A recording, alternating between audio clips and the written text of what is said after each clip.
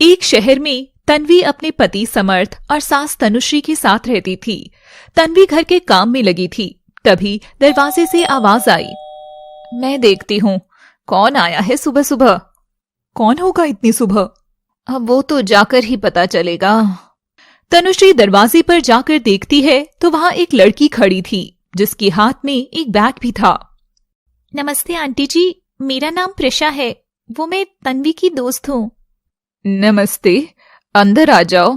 लेकिन पहले कभी तो नहीं देखा तुम्हें। आंटी जी, आप तन्वी को बुलाइए, वो मुझे पहचान लेगी। आवाज सुनकर तन्वी भी बाहर आ गई और प्रिशा को गले लगा लिया। प्रिशा, तू आ गई? मैं तेरा कब से इंतजार कर रही थी। इतनी देर क्यों लगा दी आने में? तन्वी, ये मत भूलो कि मैं तुम्हारी सास हूँ। अगर किसी को बुलाना होता है तो पहले मुझे बताया करो। सासू जी, आप मेरी फ्रेंड के सामने मुझे और इसे बेइज्जत कर रहे हो। ये मेरा घर है। मुझे प्रिशा से कोई परेशानी नहीं है, लेकिन मैं चाहती हूँ कि कोई भी बाहर से आए तो पहले मुझे पता हो, क्योंकि इससे मेरी पूजा में विघ्न पड़ता है। माता जी, आप जाकर आपकी पूजा कीजिए। मेरी या प्रिशा की वजह से आपकी पूजा में कोई विघ्न नहीं आएगा। फिर ठीक है, प्रिशा जितने दिन भी चाहे यहाँ रह सकती है। तनुश्री वहां से चली गई। तन्वी, तेरी सास तो नागिन से भी ज्यादा खतरनाक है। अरे तू ये सब छोड़ और ये बता कि तू पूरी तैयारी से है ना? तेरा आदेश है, मानना तो पड़ेगा ही। मैं यहाँ बहुत अकेली थी, अब तू आ गई है ना, सब ठीक हो जाएगा। तभी बाहर से तन्वी का पति समर्थ भी आ गया। अरे भाई, कौन अकेला है यहाँ? मुझे तो सब ठीक लग रहा है। मेरी फ्रेंड प्रिशा आई है और वो कुछ दिन हमारे साथ ही रहेगी। तुम्हारी फ्रेंड तुम्हारी तरह बहुत सुंदर है, चाहो तो जिंदगी भर रख लो। जिंदगी तो तेरी भी पूरी नहीं है। हाँ हाँ जरूर। समर्थ और प्रिशा का आपस में परिचय हो गया और दोनों सोफा पे बैठकर बात करने लगे। लेकिन तनुश्री को ये बिल्कुल भी अच्छा नहीं लग रहा था। ये लड़की अभी अभी आई है और अभी से इतनी बातें कर रही है। मुझे इसके लक्षण कुछ ठीक नहीं लग रहे। इस पर नजर बनाकर रखनी होगी। तनुश्री अपने पूजा कक्ष में चली गई। ये तनुश्री मुझे इतना क्यों देख रही है? बाय बाय, मैं ऑफिस जा रहा हूँ। समर्थ ऑफिस चला गया। तभी तन्वी उसके पास आई। प्रिशा, तू यहाँ जो करने आई है सिर्फ वो ही कर, ज्यादा फालतू बातों में मत लग। लेकिन किसी को जानना भी तो बहुत जरूरी होता है। ये ड्रामेबाज फैमिली है, तेरे कुछ समझ नहीं आएगा। इसलिए जो काम करने आई है सिर्फ अपने काम पर फोकस कर। वो दोनों बात कर ही रही थी कि तभी उन्हें तनुश्री के मंत्रों की आवाज आई। तुझे क्या लगता है तन्वी, क्या इस तनुश्री से पंगा लेना सही है? हाँ, मैंने माना कि तनुश्री बहुत शक्तिशाली है, लेकिन हम इससे डरकर पीछे नहीं हटेंगे। तनुश्री भी पूजा की थाली लेकर आई और दोनों को धूप देने लगी। ये सब क्या कर रही है? हमें ही धूप क्यों दे रही है? तन्वी, प्रिशा, मैंने तुम दोनों की सलामती के लिए पूजा की है। भगवान का आशीर्वाद ले लो। ये किसकी सलामती के लिए है? मैं अच्छे से जानती हूँ, इसमें इसके मंत्र है, ना कि भगवान की कोई शक्ति। माता जी, मैं अभी नहाई नहीं हूँ। हाँ जी आंटी जी, मेरे साथ भी ऐसा ही है, और बिना नहाए तो पाप लगेगा ना, और मुझे पाप से डर लगता है। दोनों को अच्छे से समझती हूँ। अब तुम पर नजर बनाकर रखनी होगी। जरूर कोई ना कोई तो राज है इस प्रिशा में भी। ये यहाँ ऐसे तो नहीं आई है। ठीक है, कोई बात नहीं। भगवान बच्चों का कभी बुरा नहीं मानते। मैं अब बाहर जा रही हूँ। घर का ध्यान रखना। सिर्फ घर का ध्यान रखना है, हमारा नहीं। बिल्कुल। तनुश्री वहां से चली गई। तन्वी अपनी दोस्त प्रिशा के साथ आगे की योजना बनाने में जुट गई। दूसरी तरफ तनुश्री अपनी कार से कहीं जा रही थी। उसने अपनी कार पक्की सड़क से कच्ची सड़क पर उतार ली और जंगल के रास्ते जाने लगी। वहाँ बहुत ही भयानक जंगल था, लेकिन तनुश्री उसमें चली जा रही थी। कुछ दूरी पर ही तनुश्री को कार रोकनी पड़ी, क्योंकि आगे कोई रास्ता नहीं था। अब यहाँ से पैदल जाना पड़ेगा। यहाँ जंगली जानवरों का खतरा है, लेकिन मेरा जानवर क्या ही करेंगे बेचारे। मेरे पास आएंगे तो मारे जाएंगे। लेकिन किसी दिन अगर किसी ने मुझे यहाँ आते हुए देख लिया तो अनर्थ हो जाएगा। तनुश्री खुद से बातें करते हुए कार को वहीं छोड़कर आगे जाने लगी। वहाँ से बहुत डरावनी आवाजें आ रही थी। पशु पक्षियों में भी हलचल हो रही थी, लेकिन निडर तनुश्री आगे बढ़ी जा रही थी। वहाँ झाड़ियों के पीछे से एक रास्ता था जो नीचे सुरंग में जाता था। अब इस सुरंग को भी पार करना होगा। तनुश्री उस सुरंग में गई। सुरंग को पार करके एक खंडर आया। तनुश्री उसके अंदर चली गई और फिर वहाँ अपनी तंत्र विद्या करने लगी। दूसरी तरफ तन्वी और प्रिशा अभी तक तनुश्री के बारे में ही सोच रहे थे। तन्वी, ऐसा तो नहीं है कि तुझे अपनी सास पर सिर्फ शक है? मुझे शक नहीं, सच में ऐसा है। लेकिन देखकर तो मुझे ऐसा कुछ भी नहीं लगा। तू अभी पहचान नहीं पाई है प्रिशा कि वो औरत क्या है। मैं हमेशा तेरे साथ हूँ। अब समर्थ के आने का समय हो रहा है और तू उससे ज्यादा चिपक मत। तुझे सभी में परेशानी नजर आती है। मुझे तो समर्थ बहुत ही अच्छा लगा। प्रिशा, वो मेरा पति है। मजाक कर रही थी। तू यहाँ क्यों आई है? अपने उस मिशन को मत भूल। तभी दरवाजे की बेल बजी। प्रिशा ने दरवाजा खोला और समर्थ घर आ गया। जीजू, आप तो बहुत लेट आए हो। अगर आप ही रोजाना ऐसे दरवाजा खोलें तो हम तो रोजाना ही जल्दी आने लगेंगे। लगता है मैंने प्रिशा को यहाँ बुलाकर भी कोई गलती की है। जरूर ये कोई ना कोई रायता फैलाएगी। तन्वी और समर्थ, प्रिशा तीनों बातें कर रहे थे। समर्थ को एक कॉल आई। कॉल पर समर्थ का दोस्त तेजस था। और बता तेजस, कैसा है तू?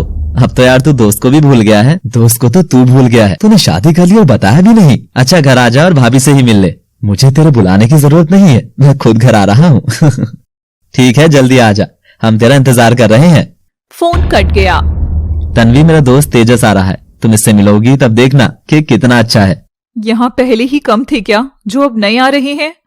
समर्थ को फिर से कॉल आई, लेकिन इस बार किसी अनजान आदमी की कॉल थी। आप तनुश्री जी के बेटे बोल रहे हो? जी हाँ, क्या हुआ बताइए ना। आपकी माँ का एक्सीडेंट हो गया है और वो आपके घर के पास वाले हॉस्पिटल में है। क्या? कैसे हुआ ये सब? देखिए, मैं एक डॉक्टर हूँ। आपकी माँ ने आपका नंबर और पता बताया है, इसलिए मैंने कॉल की है। आप जल्दी से पहुंच जाओ। आप उनका ध्यान रखिए, मैं अभी आ रहा हूँ। फोन कट गया। क्या हुआ? सब ठीक तो है ना? हमें अभी हॉस्पिटल जाना होगा, माँ का एक्सीडेंट हो गया है। मेरे कुछ करने से पहले ही तनुश्री स्वर्ग से धार जाएगी क्या? लेकिन जो होता है अच्छे के लिए ही होता है। समर्थ, मेरी तबीयत ठीक नहीं है और मैं माताजी को ऐसी हालत में देख भी नहीं पाऊंगी। जीजू, मैं आपके साथ चल रही हूँ। हाँ, जल्दी चलो। प्रिशा का कुछ ज्यादा ही हो रहा है। प्रिशा और समर्थ हॉस्पिटल चले गए। तनुश्री को होश आ गया था। माँ, ये सब कैसे हुआ? मैं मार्केट से घर आ रही थी तो गाड़ी पेड़ में जा लगी। उस सड़क पर तो कोई पेड़ ही नहीं है। तभी वहाँ डॉक्टर भी आ गया। अभी आप इनसे ज्यादा पूछताछ मत कीजिए, वरना इनकी याददाश्त भी जा सकती है और हम इन्हें अभी नींद के इंजेक्शन देंगे, जिसके बाद ये पूरी रात सोएंगी। अब आप दोनों घर जा सकते हो। नहीं, मैं अपनी माँ को छोड़कर कहीं नहीं जाऊंगा। नहीं नहीं, तुम दोनों चले जाओ। ठीक है माँ, मेरा मन नहीं है, लेकिन आपके कहने से जा रहा हूँ। समर्थ और प्रिशा अपनी कार से घर आने लगे। रात बहुत हो चुकी थी। समर्थ ने एक सुनसान सड़क पर कार रोक दी। क्या हुआ जीजू, आपने कार क्यों रोक दी? समर्थ ने कोई जवाब नहीं दिया और उसने अपने दांत बहुत बड़े कर लिए। देखते ही देखते वो एक चीता बन गया और दहाड़ने लगा। ये देखकर प्रिशा की चीख निकल गई। समर्थ के दांत लंबे हो गए और उसका चेहरा भी बदल गया। प्रिशा चिल्ला रही थी और चीता गुर्रा रहा था।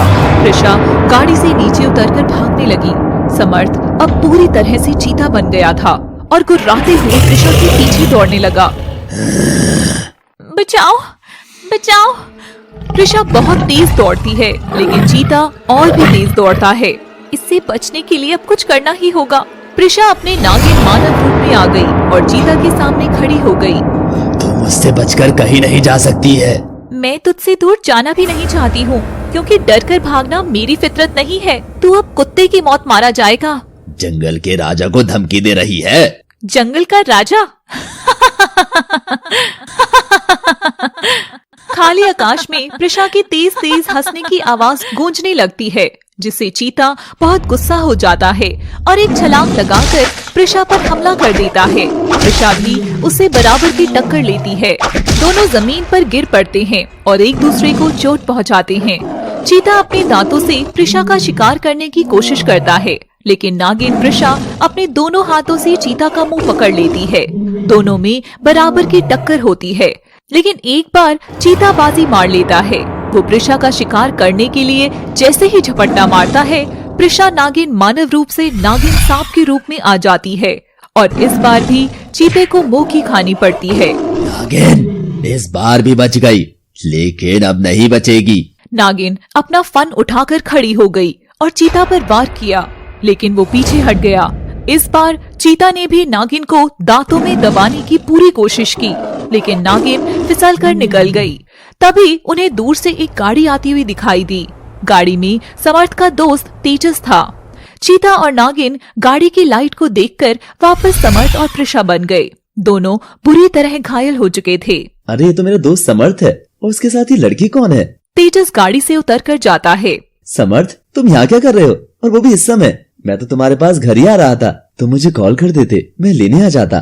तुम दोनों को इतनी चोटें क्यों लगी हैं? चोट? कहाँ लगी है चोट? कुछ भी तो नहीं लगी। अरे तुम दोनों तो घायल हो, और ये लड़की कौन है? ये प्रिशा है। फिर समर्थ को प्रिशा की चोट दिख जाती है और वो अपने शरीर पर भी खून बहता हुआ देख लेता है। अभी क्या हुआ था यहाँ, और हम दोनों को ये चोट कैसे लगी? मुझे कुछ याद क्यों नहीं आ रहा है। इतना क्या सोच रहे हो, बताओ ना क्या हुआ, कैसे हुआ ये सब? हमारी गाड़ी पेड़ से टकरा गई थी तो थोड़ी चोट लगी है, इसलिए ही हम रुके हैं। ये कैसे हो सकता है? सब कुछ संभव है, अब घर चलते हैं। समर्थ सब कुछ जानता है, लेकिन उसने कुछ भी सच नहीं बोला और उसने मुझे नागिन रूप में देख लिया है, तो मुझे भी अब चुप और सतर्क रहना होगा। समर्थ, प्रिशा और तेजस तीनों घर पहुंच गए, जहां तन्वी इनका पहले से इंतजार कर रही थी। लेकिन तन्वी का ध्यान भी चोट पर गया। प्रिशा ने उसको भी मनगढ़ंत कहानी सुना दी। सभी सो गए, लेकिन तनुश्री की आंखों में नींद नहीं थी।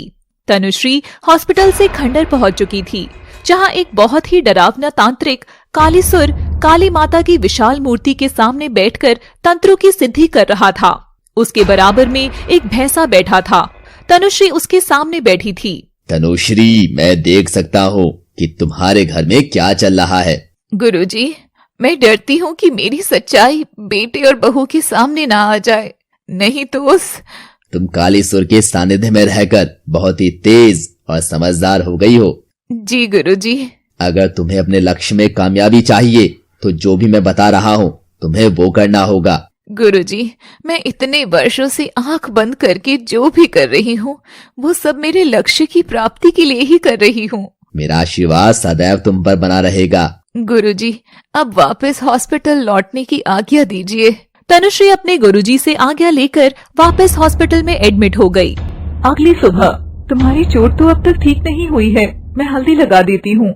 हल्दी रहने दो, दवाई से ठीक हो जाएगी। हल्दी भी एक घरेलू दवाई है, तुम रुको, मैं प्रिशा से मंगा लेती हूँ। प्रिशा, एक कटोरी में हल्दी का लेप बना लाओ। हाँ, अभी ला रही हूँ। चोट तो मुझे भी लगी है, लेकिन अपने पति की ही फिक्र है और मेरी कोई फिक्र ही नहीं है। प्रिशा लेप बनाती है और तन्वी को लाकर देती है। मैंने बहुत अच्छे से लेप बनाया है, इससे जल्दी चोट ठीक हो जाएगी। तन्वी ने समर्थ की चोट पर लेप लगाया, लेकिन समर्थ दर्द से करहाने लगा। ये क्या लगा दिया? हल्दी से इतना जल क्यों रहा है? शायद चोट की वजह से जल रहा होगा, थोड़ी देर में ठीक हो जाएगा। ये देखकर प्रिशा धीरे से मुस्कुराई। प्रिशा ने रसोई में जाकर एक कटोरी में हल्दी डाल दी। ये इच्छाधारी चीता सब कुछ जानते हुए भी इतना सीधा बन रहा है। मुझे ही चोट पहुंचाकर मुझसे ही मरण की उम्मीद लगाकर बैठा है बेचारा। अब देख तुझे कितना रुलाती हूँ। प्रिशा ने हल्दी के साथ पीला मिर्च पाउडर भी मिला दिया और लेप बनाकर बाहर ले आई। तन्वी, मैं ये जाकर अभी हटा रहा हूँ। मैं अब और इसे अपनी चोट पर नहीं रख सकता, ये चोट पर नमक छिड़कने जैसा है। ठीक है, तुम इसे हटा दो। बेचारा अभी भी नमक के पीछे पड़ा है, हमने तो चोट पर मिर्च ही छिड़क दी है। प्रिशा, मैं बाहर जाकर अभी आ रही हूँ। ठीक है, मैं तब तक आपके अपनों का ख्याल रखूंगी। तभी वहाँ तेजस आ गया। भाभी, समर्थ तो मुझे अब कहीं लेकर नहीं जाएगा, इसलिए आप ही थोड़ा बाहर अपने साथ ले चलो। अरे क्यों नहीं, जरूर चलो। तेजस और तन्वी दोनों बाहर चले गए। समर्थ अपने कमरे में था। अब इस समर्थ से निपटना होगा, आखिरकार अपना रात का बदला जो लेना है। अब देखती हूँ इसे कौन बचाएगा। प्रिशा समर्थ के कमरे में गई। समर्थ बाथरूम में अपना चेहरा धोकर शीशे में मुंह देख रहा था। तभी पीछे से प्रिशा जाकर खड़ी हो गई। समर्थ ने चौंक कर पीछे देखा। प्रिशा, तुम यहाँ? क्यों, आ नहीं सकती? नहीं, तुम्हारा घर है, जहाँ मर्जी घूमो। समर्थ, रात की लड़ाई पूरी करते हैं। किसकी लड़ाई? ज्यादा भोले बनने की कोशिश मत करो, तुम सब कुछ जानते हो। मुझे कुछ याद नहीं है, तुम बताओ क्या हुआ था रात में? मैं तुम्हें तभी बाहर से तेजस की आवाज आती है।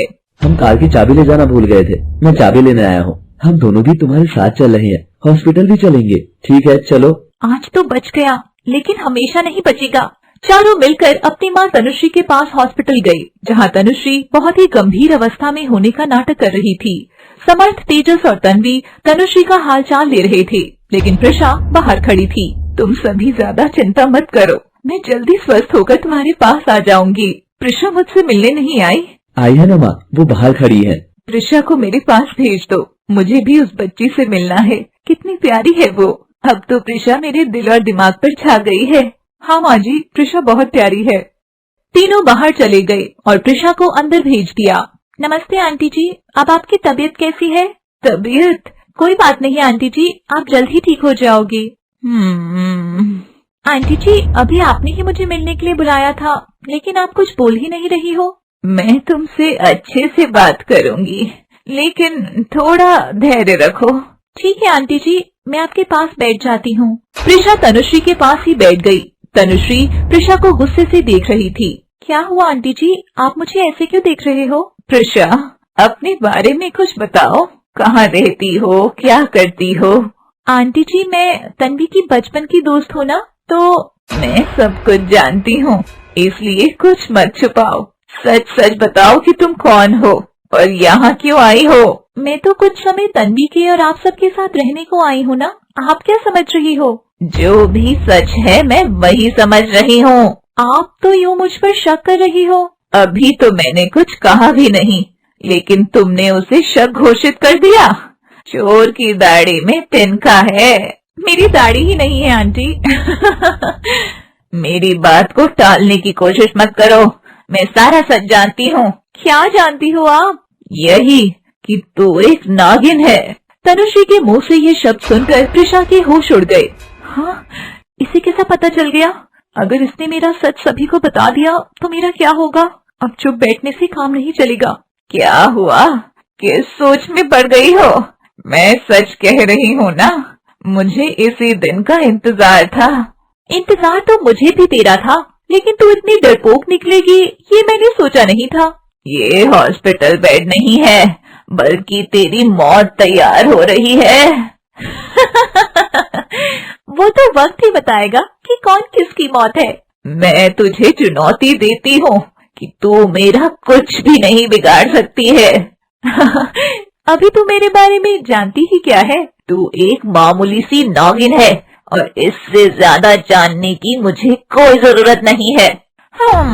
ये भी अच्छा है कि तू पहले से ही सब जानती है। अब मैं तुझे और भी अच्छे से मारूंगी, क्योंकि मेरा जहर तू झेल नहीं पाएगी। प्रिशा को गुस्सा आ गया और उसने एक तकिया उठाकर तनुश्री के मुंह पर रख दिया।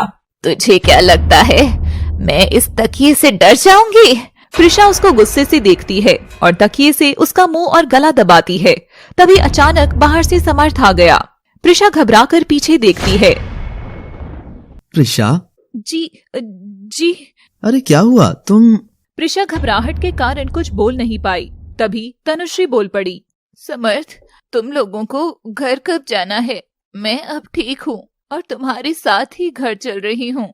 प्रिशा ने चौंक कर पीछे देखा। तनुश्री मुस्कुराने लगी।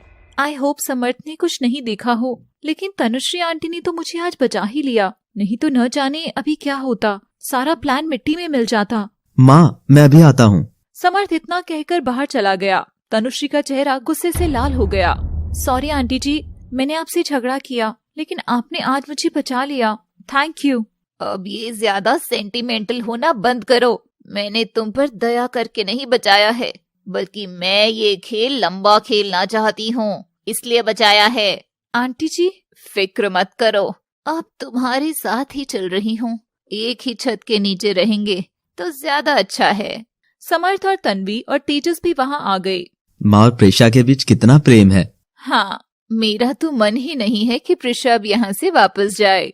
सभी लोग खुशी खुशी घर चले गए। शाम को तन्वी ने बहुत अच्छा खाना बनाया। सभी लोग खाना खाने के लिए बैठ गए। अरे वाह, आज कुछ स्पेशल है क्या? आज माँ ठीक होकर घर आई है। तो कुछ तो स्पेशल होना ही था। मैं बहुत सौभाग्यशाली हूँ कि मुझे माँ काली ने इतना अच्छा परिवार दिया है। हाँ, और जिस दिन अपने बेटे समर्थ की असलियत का पता चलेगा अच्छा, हम मुझसे इंतजार नहीं हो रहा, जल्दी से खाना सर्व कर दो। तन्वी सभी को खाना सर्व करती है। खाना देखकर समर्थ उदास हो गया। अब तुम्हें क्या हुआ? मैं गाजर का हलवा नहीं खाता हूँ। सॉरी डियर, मुझे नहीं पता था। कोई बात नहीं तन्वी, धीरे धीरे तुम समर्थ के बारे में सब जान जाओगी। समर्थ को मूंग दाल का हलवा बहुत पसंद है। मैं भी यही चाहती हूँ कि तन्वी जल्द से जल्द समर्थ को जान जाए। हाँ प्रिशा, हम सब जल्द ही तुमको भी जान जाएंगे। जी, आप सभी कंटिन्यू कीजिए, मैं तब तक मूंग दाल का हलवा बनाकर लाती हूँ। तन्वी को कुछ ज्यादा ही प्यार आ रहा है। तन्वी किचन में चली गई, समर्थ के लिए हलवा लेकर आ गई। डिनर करके सभी सोने चले गए, लेकिन प्रिशा वहीं बैठी रही। यह देख तेजस भी वहीं रुक गया। प्रिशा, क्या तुम्हें आज सोना नहीं है? इससे किसी को क्या ही फर्क पड़ता है। तुम आजकल दुखी और चुप रहती हो, क्या हुआ? सब ठीक है ना? ओ हेलो, तुम्हें आए हुए आज एक ही दिन हुआ है, तो अपना दिमाग ज्यादा मत चलाओ। मैं हमेशा ऐसे ही रहती हूँ। तुम्हारे दोस्त नहीं है क्या? ये चाहता क्या है? ये मुझे क्यों परेशान कर रहा है? नहीं, मेरे दोस्त नहीं है और मैं दोस्त बनाती भी नहीं हूँ। कुछ हम जैसे दोस्त बना लीजिए जो तुमको सिर्फ हंसाएंगे। जरूरत नहीं है, अब मैं सोने जा रही हूँ। प्रिशा अपने कमरे में चली गई, लेकिन उसे नींद नहीं आ रही थी। दूसरी तरफ तनुश्री भी बेचैन थी। तनुश्री काले कपड़े पहनकर पीछे वाले रास्ते से चुपचाप बाहर निकल गई। मुझे जल्द से जल्द खंडर पहुंचना होगा। तनुश्री ने कार स्टार्ट की और खंडर जाने के लिए निकल गई। प्रिशा अपनी खिड़की पर खड़ी थी, तभी उसने देखा कि तनुश्री कहीं जा रही है। ये तनुश्री इतनी रात में कहाँ जा रही है और इसने ये काले कपड़े क्यों पहने हुए हैं? मुझे इसका पीछा करना होगा। प्रिशा भी पीछे के रास्ते से बाहर गई और अपनी कार से तनुश्री का पीछा करना शुरू कर दिया। तनुश्री बहुत तेज स्पीड से कार चला रही थी।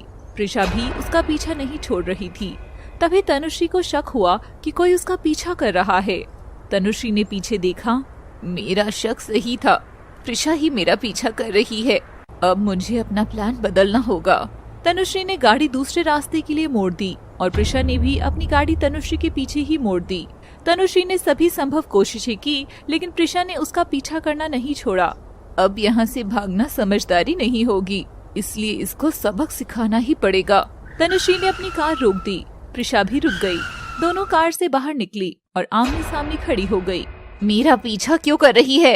मैं किसी का भी पीछा नहीं कर रही हूँ। अच्छा, फिर इतनी रात को यहाँ क्या कर रही है? आप भी तो यहाँ इतनी रात को घूम रही हैं और ये काले कपड़े क्यों पहने हैं? प्रिशा, तुम मेरे रास्ते में मत आओ, नहीं तो अच्छा नहीं होगा। मैं आपको कहीं भी जाने नहीं दूंगी। तुम अपनी मौत स्वयं ही बुलाना चाहती हो। मौत?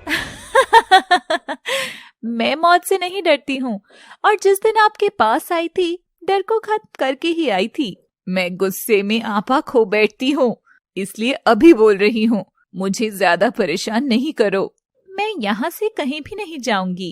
तनुश्री को गुस्सा आ गया और उसने अपने तंत्र विद्या की शक्ति से अपने मुंह से आग प्रिशा की ओर भेजी, लेकिन प्रिशा ने भी उस आग को बीच में ही रोक दिया और नागिन मानव रूप में आ गई। तनुश्री, मुझे तुझ पर तरस आ रहा है, बेचारी। मैं तुझे अब तक माफ भी कर देती, लेकिन अब कभी भी तुझे माफ नहीं करूंगी। जहरीली नागिन, मेरे जहर से बच कर रहना। तू बड़ी होने से पहले ही मौत से लड़ने आई है। तनुश्री ने प्रिशा को थप्पड़ मारने के लिए जैसे ही हाथ उठाया, प्रिशा ने उसका हाथ पकड़ लिया और फिर दोनों लड़ाई करने लगी। तनुश्री ने प्रिशा को धक्का देकर नीचे गिरा दिया। प्रिशा गुस्से से खड़ी हुई और तनुश्री को नीचे गिरा दिया। प्रिशा नागिन बन गई। मेरे नाम का काफी खौफ है, बेचारी खुद ही नागिन बन गई। मैं अब तुझे भी अपनी गोदाम में बंद कर दूंगी, क्योंकि तुझे तो मैं तड़पा तड़पा कर मारना चाहती हूँ। जैसे ही तनुश्री ने नागिन को हाथ में पकड़ने की कोशिश की, वो वापस मानव रूप में आ गई। क्या हुआ तनुश्री? तेरे सारे अरमानों पर पानी फिर गया। अब कैसा लग रहा है? तनुश्री बिना कुछ बोले ही कार लेकर वहाँ से चली गई। प्रिशा ने भी अपनी कार स्टार्ट की और उसके पीछे जाने लगी, लेकिन तनुश्री खंडर नहीं गई। वो घर वापस लौट आई। प्रिशा भी आ गई और दोनों चुपचाप आकर सो गए। अगले दिन सभी नाश्ता करने आ गए थे, लेकिन प्रिशा नहीं आई। ये प्रिशा कहाँ रह गई है? मैं देख कर आता हूँ, तू बैठकर नाश्ता कर, मैं बुला कर लाता हूँ। समर्थ प्रिशा को बुलाने उसके कमरे में गया, लेकिन वहाँ प्रिशा नहीं थी। उसने आसपास देखा, लेकिन कहीं भी प्रिशा नहीं थी। तभी उसकी नजर बाहर पार्किंग में पड़ी। वहाँ प्रिशा कार के पास खड़ी थी। ये सुबह सुबह वहाँ जाकर क्यों खड़ी हो गई है? ये घर में किसी से नाराज तो नहीं है? जाकर देखता हूँ। समर्थ प्रिशा के पास जाता है। प्रिशा कार में बैठकर जाने लगी। तुम बिना नाश्ता किए हुए कहाँ जा रही हो? तुम भी मेरे साथ चलो। लेकिन हम कहाँ जा रहे हैं? मैंने कहा चुपचाप बैठ जाओ। तुम मुझसे ऐसे बात क्यों कर रही हो? तुम इतने गुस्से में क्यों हो? बिना किसी सवाल जवाब के चुपचाप बैठ जाओ। समर्थ चुपचाप कार में बैठ गया। प्रिशा कार चलाने लगी। समर्थ को कुछ भी समझ नहीं आ रहा था। प्रिशा बताओ तो कि क्या हुआ है? तुम सब कुछ जानती हो। मैं कुछ नहीं जानता। तुमको कोई गलतफहमी हुई है? मैंने तो कुछ कहा ही नहीं, फिर तुम्हें ऐसा क्यों लग रहा है कि गलतफहमी हुई है? मैं सच बोल रहा हूँ कि मैं कुछ नहीं जानता। प्रिशा ने बहुत तेज स्पीड से कार चलानी शुरू कर दी। क्या हुआ? कार रोको। तुम इतनी तेज कार क्यों चला रही हो? मुझे डर लग रहा है। पहले तुम्हें सच बताना होगा। कौन सा सच? कैसा सच? मैंने कहा तो है कि मैं कुछ नहीं जानता। समर्थ प्रिशा को कुछ भी नहीं बता रहा था, इसलिए उसने कार की स्पीड और बढ़ा दी। इतनी तेज स्पीड की वजह से समर्थ के पास बचाओ बचाओ चिल्लाने के अलावा दूसरा रास्ता ही नहीं था, लेकिन कोई भी उसकी मदद नहीं कर सकता था। मुझे सच सुनना है। तुम किस बारे में बात कर रही हो? मैं सच में कुछ नहीं जानता। अब कार रोक दो प्लीज, वरना हम दोनों ही मर जाएंगे। प्रिशा ने अचानक से कार रोकी। कार अचानक से रुकने की वजह से गोल गोल घूमकर रुक गई। वहाँ एक फूलों की दुकान थी। कुछ समय बाद समर्थ भी नॉर्मल हो गया। जीजू, आप ठीक हो? अभी ये सब क्या था प्रिशा? मजाक था जीजू, और आप इतने गंभीर हो गए थे। लड़कों को तो स्पीड का शौक होता है, लेकिन आप तो बहुत ही डरपोक हो। मैं सच में बहुत डर गया था, लेकिन तुम ये मजाक क्यों कर रही थी? इसमें हम दोनों की जान भी जा सकती थी। मैं हैवी ड्राइवर हूँ, ऐसे कैसे जान चली जाती? ये सच में मजाक था ना? मैं तो आंटी जी के लिए ताजे फूल लेने आई थी। आप दिख गए तो सोचा थोड़ा मजाक कर लिया जाए। ठीक है, लेकिन दोबारा ऐसा मजाक मत करना, मुझे बहुत डर लगता है। प्रिशा और समर्थ ने फूल खरीदे और वापस घर आने लगे। इस बार कार समर्थ चला रहा था। आज समर्थ को क्या हो गया है? आज इसने अपना रूप क्यों नहीं बदला? मौत सामने थी, फिर भी इसने मुंह नहीं खोला। दोनों घर पहुंच गए। अरे, तुम दोनों कहाँ चले गए थे? हम कब से तुम्हारा इंतजार कर रहे थे। मैं तो अपनी आंटी जी के लिए ताजे और सुगंधित फूल लाई हूँ। कल ही हॉस्पिटल से आई है ना, तो इन्हें फूलों की ज्यादा जरूरत है, इसलिए ही सुबह सुबह गई थी। कोई हमें भी फूल दे दो। इसके लिए तो मिस्टर तेजस आपको हॉस्पिटल में एडमिट होना पड़ेगा। आप फूल देने का वादा करो, मैं एडमिट हो जाऊंगा। सभी हंसने लगे। आंटी जी, ये फूल आपके लिए। जरूर, तुम्हारे ये फूल तो मैं जरूर स्वीकार करूंगी। माँ जी प्रिशा को कितना प्यार करती हैं कि अपनी बहू को भी भूल गई। तुम चिढ़ो मत तन्वी, मैं भी तो आंटी जी से बहुत प्यार करती हूँ। अच्छा, अब मैं अपने कमरे में जा रही हूँ। प्रिशा अपने कमरे में चली गई। आज प्रिशा का मूड अच्छा है, आज ही से प्रपोज कर देता हूँ। क्या पता शाम तक इसका मन बदल जाए। इसको कहते हैं मौके पर चौका, और आज मैं ये मौका बिल्कुल भी नहीं गवाऊंगा। तेजस भी प्रिशा के कमरे में गया। उसने धीरे से दरवाजा खोला, लेकिन उसे वहाँ प्रिशा नहीं दिखाई दी। तभी उसने देखा कि बेड पर एक काला सांप है। वो चिल्लाते हुए नीचे भागा। सांप, सांप! तेजस प्रिशा के कमरे से निकलकर बाहर भाग आया। क्या हुआ तेजस, कहाँ है सांप? प्रिशा के कमरे में एक बहुत बड़ा सांप है। प्रिशा तो सुरक्षित है ना? आज ये दोनों प्रिशा की सच्चाई खुद ही जान जाएंगे। दोनों दौड़कर प्रिशा के कमरे में जाते हैं, लेकिन उन्होंने देखा कि प्रिशा तो चुपचाप अपने बेड पर सो रही थी। ये कैसे हो सकता है? वो बड़ा वाला सांप कहाँ गया? मैंने उसे यही देखा था। यहाँ तो कोई सांप नहीं है। तुम श्योर हो ना कि यहाँ कोई सांप था? हाँ, मैं बिल्कुल सच कह रहा हूँ। जब बेड पर प्रिशा नहीं थी, यहाँ तो प्रिशा चुपचाप सो रही है। तुझे जरूर कोई गलतफहमी हुई है। कहीं प्रिशा के नीचे तो सांप नहीं है? दोनों प्रिशा को जगाते हैं। तभी वहाँ तन्वी भी आ गई। क्या हुआ? तुम सब इतनी सुबह सुबह शोर क्यों मचा रही हो? मैंने इस कमरे में सांप देखा था। ये तुम्हारा भ्रम है, यहाँ कोई सांप नहीं है। शोर सुनकर प्रिशा भी उठ गई। तुम सब मेरे कमरे में शोर क्यों मचा रही हो? समर्थ प्रिशा को सारी बात बताता है। अच्छा, तुम कहना क्या चाहते हो? कुछ भी झूठ बोलते हो। सॉरी, शायद वो मेरा भ्रम होगा। सभी लोग बाहर आ गए। इस घर में आकर सब कुछ खराब हो गया है। न तो मैं यहाँ अपना काम कर पा रही हूँ और ना ही यहाँ आजाद हूँ। अब जल्द से जल्द कुछ तो करना ही होगा। बाहर तनुश्री मौन बैठी थी। वो अंदर प्रिशा के पास आई। इस तरह कब तक बचोगी? कभी ना कभी तो तुम्हारी सच्चाई सभी के सामने आएगी। आप भी तो मेरी सच्चाई जानती हो, तो आप ही सबको बता दो कि मैं कौन हूँ और यहाँ क्यों आई हूँ। एक दिन तुमको इस घर से मार मार कर निकाला जाएगा। आप मेरी सच्चाई सभी के सामने नहीं ला सकती हो, क्योंकि इससे आपको भी खतरा है। तुम्हें रात को मेरा पीछा करने का बहुत शौक है ना? अब चलो साथ में घूमेंगे। मैं आपके साथ जाने का कोई मौका नहीं छोड़ सकती। चलिए। तनुश्री और प्रिशा बाहर जाने लगते हैं। बाकी सब बाहर ही बैठे थे। आप दोनों कहीं जा रहे हो क्या? हाँ, हमें बाहर कोई काम है। तुम फिक्र मत करो तन्वी, मैं जल्दी ही निपटा कर वापस आ जाऊंगी। क्या निपटा कर? अरे काम निपटा कर वापस आ जाऊंगी। अच्छा ठीक है। तनुश्री और प्रिशा दोनों कार में बाहर चली गई। तनुश्री कार चला रही थी। हम कहाँ जा रही हैं? अपनी मौत से जगह नहीं पूछते, जहाँ उसका मन होता है आ जाती है। आपको पूरा यकीन है कि आप ही मेरी मौत हो? आज तक न जाने तेरे जैसी कितनी नागिनों को खत्म किया है। तू तो अभी बच्ची है। प्रिशा को कुछ पुरानी बातें याद आ गई। हाँ, मैं भी जानती हूँ कि आपने कितने बच्चों को अनाथ किया है और कितने घर उजाड़े हैं। छोटी बच्ची प्रिशा अपने दोस्तों के साथ जंगल में खेल रही थी। तभी उसकी माँ नागिन रूप में आई। वो घायल थी। बच्चे दौड़कर उसके पास गए। माँ, माँ, ये क्या हुआ आपको? आपको ये चोट किसने पहुँचाई? प्रिशा की माँ नागिन मानव रूप में आ गई और करहाने लगी। माँ, आप तो खून से लथपथ हो। आपको किसने मारा? रहने दे प्रिशा, मैं अब इस दुनिया से अलविदा कह रही हूँ। तू भोलेनाथ के मंदिर में रह लेना। इस स्वार्थी दुनिया से दूर ही रहना। माँ, ये सब किसने किया है और क्यों? मेरे पास ज्यादा समय नहीं है। तुझे जो भी जानना है भोलेनाथ के मंदिर में गुरुजी से जान लेना। अब गले लग जा। प्रिशा रोते हुए अपनी माँ की गले लग गई। प्रिशा की माँ इस दुनिया से विदा हो गई। प्रिशा फूट फूट कर रोई और उसने कसम खाई। माँ, मैं आज आपकी कसम खाती हूँ कि जिसने भी हम दोनों को अलग किया है, मैं उसको जीवित नहीं छोड़ूंगी। मैं आज ही मंदिर में जाकर पता लगाऊंगी। प्रिशा अनाथ हो गई और मंदिर में जाकर रहने लगी। तनुश्री गाड़ी को तेज स्पीड में दौड़ा रही थी। वो एक सुनसान जंगल की तरफ बढ़ रहे थे। क्या हुआ प्रिशा? इतनी चुपचाप क्यों बैठी हो? किसके ख्यालों में खोई हो? प्रिशा बहुत गुस्से में थी। उसने तनुश्री का गला दबा दिया। तनुश्री गाड़ी चला रही थी, जिसकी वजह से उनकी कार का बैलेंस बिगड़ने लगा।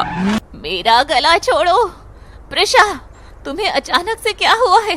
मेरा गला छोड़ो, कहाँ टकरा जाएगी। प्रिशा, पागल मत बनो। मेरी बात तो सुनो पहले। आज तुम कुछ बोल क्यों नहीं रही हो? तनुश्री बार बार जान की गुहार लगा रही थी, लेकिन प्रिशा अब कुछ नहीं बोल रही थी। इसका नतीजा यह हुआ कि गाड़ी खाई में गिर गई। प्रिशा और तनुश्री जोर से चीखे, बचाओ, बचाओ, हेल्प, हेल्प। गाड़ी एक पत्थर के पास जाकर रुक गई। मुझे यहाँ से जल्दी ही बाहर निकलना होगा, क्योंकि अगर यह पत्थर यहाँ से हिला तो गाड़ी खाई में गिर जाएगी।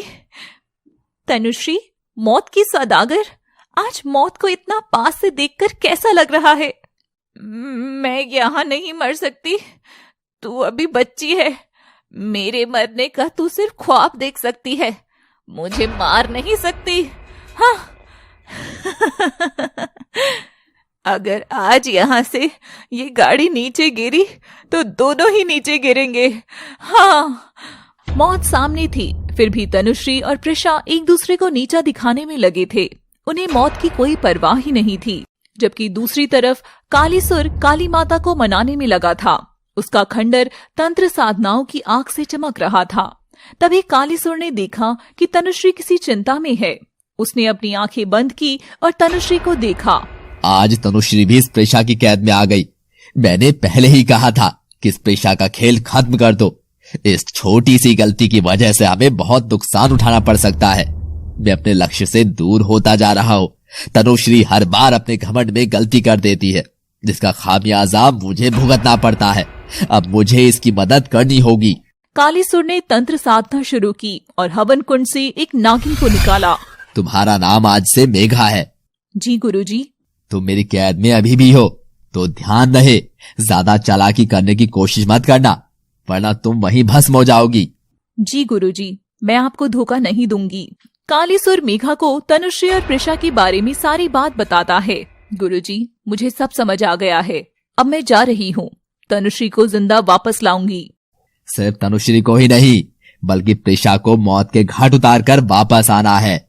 मेघा ने अपने गुरु कालीसुर से आज्ञा ली और वहाँ से चली गई। तनुश्री के घर उसका परिवार भी उसका इंतजार कर रहा था। माँ और प्रिशा बहुत देर से बाहर गए हैं, अभी तक दोनों वापस क्यों नहीं आए हैं? माँ और प्रिशा की बहुत अच्छी दोस्ती हो गई है, अब जब देखो साथ ही घूमती हैं।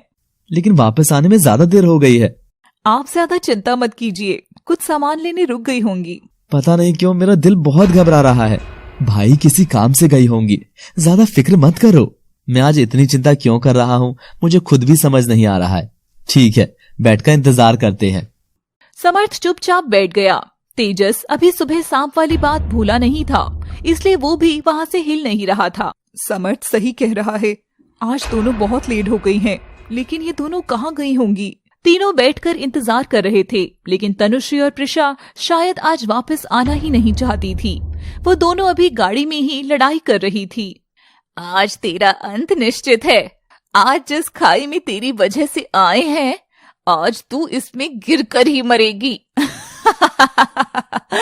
और चील तेरी लाश को नोच नोच कर खा जाएंगे। मुझे अपनी मौत का गम नहीं है, मैं तुझे मारूंगी भी नहीं, तू खुद ही मर जाएगी। अब होगा मौत का तांडव और तू देखेगी।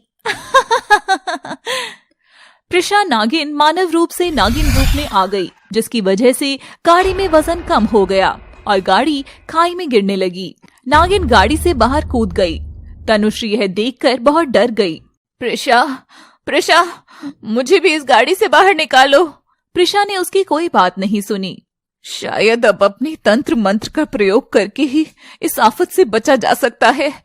प्रिशा नागिन बनकर ही चली जा रही थी। प्रिशा को विश्वास था कि अब तक तनुश्री मर गई होगी, लेकिन तनुश्री अपनी शक्तियों की मदद से गाड़ी से बाहर निकल आई और गाड़ी खाई में गिर गई। अब तक तो तनुश्री मर गई होगी, इसने बहुत परेशान किया है। नागिन चली जा रही थी, तभी उसके सामने तनुश्री आकर खड़ी हो गई। नागिन यह देखकर चौंक गई, क्योंकि वो तनुश्री के मरने के ख्वाब सजा चुकी थी, जिन्हें तनुश्री ने तोड़ दिया। प्रिशा ने वहां से चुपचाप जाना ही सही समझा और वो जाने लगी, लेकिन तनुश्री ने उसे ललकार दिया। क्या हुआ, अब डर कर भाग रही हो? प्रिशा नागिन मानव रूप में आ गई। मैं अब घर जा रही हूँ और लड़ाई का मेरा बिल्कुल भी मन नहीं है। जब डर जाते हैं तो ऐसे ही भागते हैं। मैं किसी से नहीं डरी हूँ, लेकिन मैं अब लड़ना नहीं चाहती हूँ। प्रिशा को डरी हुई समझकर तनुश्री ने उस पर हमला कर दिया। प्रिशा को भी गुस्सा आ गया। उसने तनुश्री को बराबर जवाब दिया। दोनों में बराबर की लड़ाई चल रही थी, लेकिन तभी प्रिशा के कब्जे में तनुश्री की गर्दन आ गई। प्रिशा उसका गला दबाने लगी। तभी पीछे से कालीसुर के द्वारा भेजी गई नागिन मेघा वहां पहुंच गई। उसने धक्का देकर प्रिशा को नीचे गिरा दिया। मुझे गुरुजी ने भेजा है और मेरा नाम मेघा है। धन्यवाद मेघा, तुम सही समय पर आ गई हो। प्रिशा को मौत के घाट उतारना है, इसलिए मेरा आना जरूरी था। अब क्या करोगी प्रिशा रानी, अब तो तुम्हें मेघा नागिन रूप में आ गई। यह देखकर प्रिशा भी नागिन बन गई। मेघा और प्रिशा आपस में लड़ने लगी। दोनों की खूब लड़ाई हुई, लेकिन प्रिशा मेघा को हरा नहीं पा रही थी, तो वो वापस नागिन मानव रूप में आ गई। मेघा भी नागिन मानव रूप में आ गई। प्रिशा को गला दबाकर मारना बहुत पसंद है, इसलिए आज इसको ऐसी ही मौत देंगे। तनुश्री और मेघा ने प्रिशा को पकड़ लिया और उसका गला दबाने लगी। प्रिशा बार बार बचने की कोशिश कर रही थी, लेकिन उसने उसे नहीं छोड़ा। प्रिशा को खांसी आने लगी और उसकी जीभ बाहर आने लगी। तनुश्री उसका गला दबा रही थी। तभी वहां एक लड़की आई, जिसने चेहरे पर मास्क लगाया हुआ था, बाल बिखरे हुए थे, आंखें लाल थी। वो प्रिशा को बचाने आई और उसने अपनी आंखों की रोशनी से तनुश्री और मेघा के ऊपर वार किया, जिससे वो दोनों दूर जाकर गिरी। तीनों उस नई लड़की को देखने लगे। इसे किसने भेजा है? ये भी हमारी दुश्मन है। अब दोनों को मारना बहुत जरूरी है। हाँ, इनको सबक सिखाना ही पड़ेगा। प्रिशा चुपचाप खड़ी थी।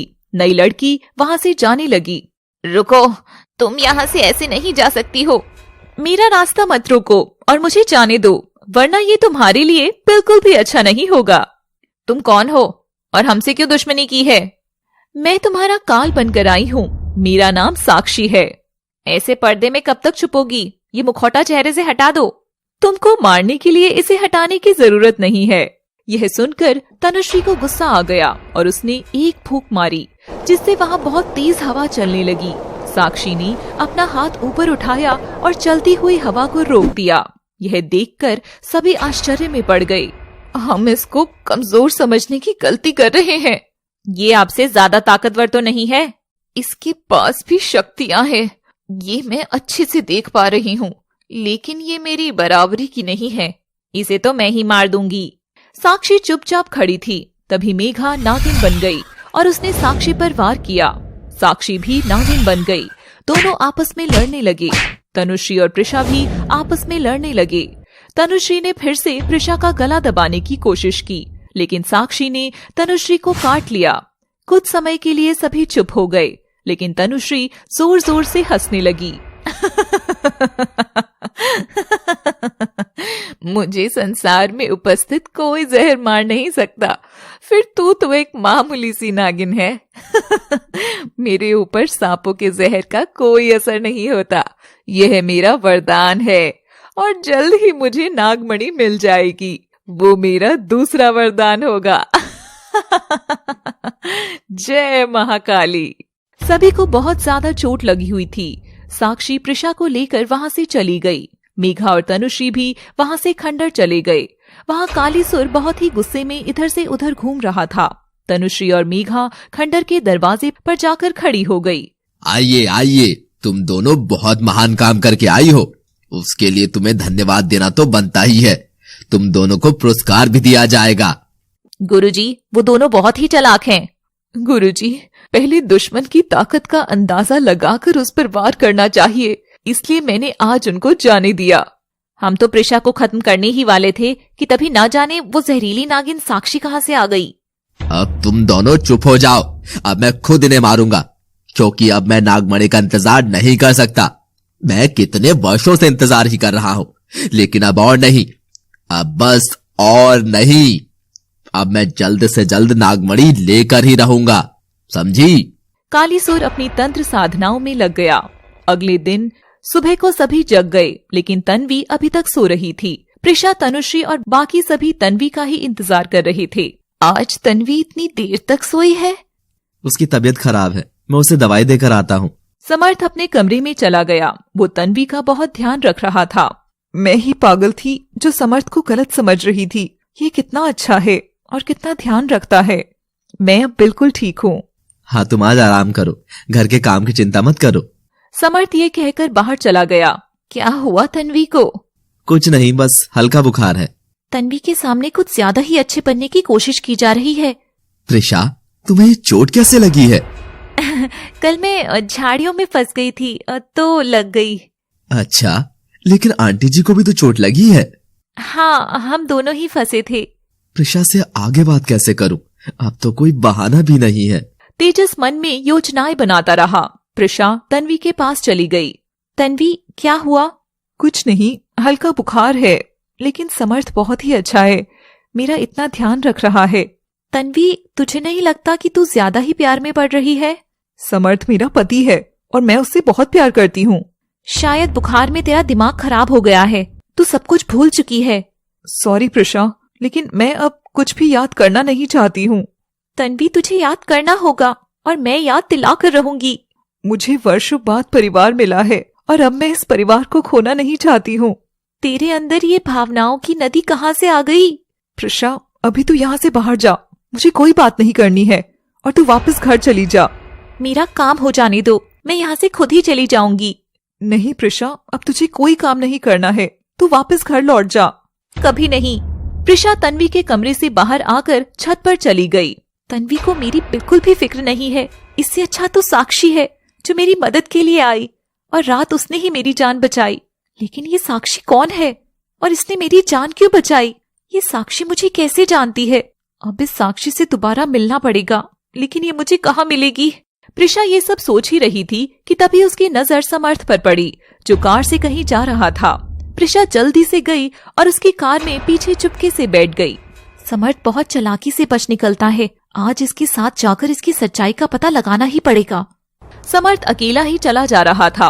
उसने कार एक कैफे के सामने रोक दी और अंदर जाकर कॉफी पीने लगा। प्रिशा भी चुपके से निकल गई। ये यहाँ किससे मिलने आया है? लेकिन मैं प्रिशा बनकर यहाँ नहीं जाऊंगी। समर्थ अकेले बैठकर कॉफी पी रहा था। उसके आसपास भी सभी लोग थे। प्रिशा भी वहाँ नागिन बनकर पहुँच गई।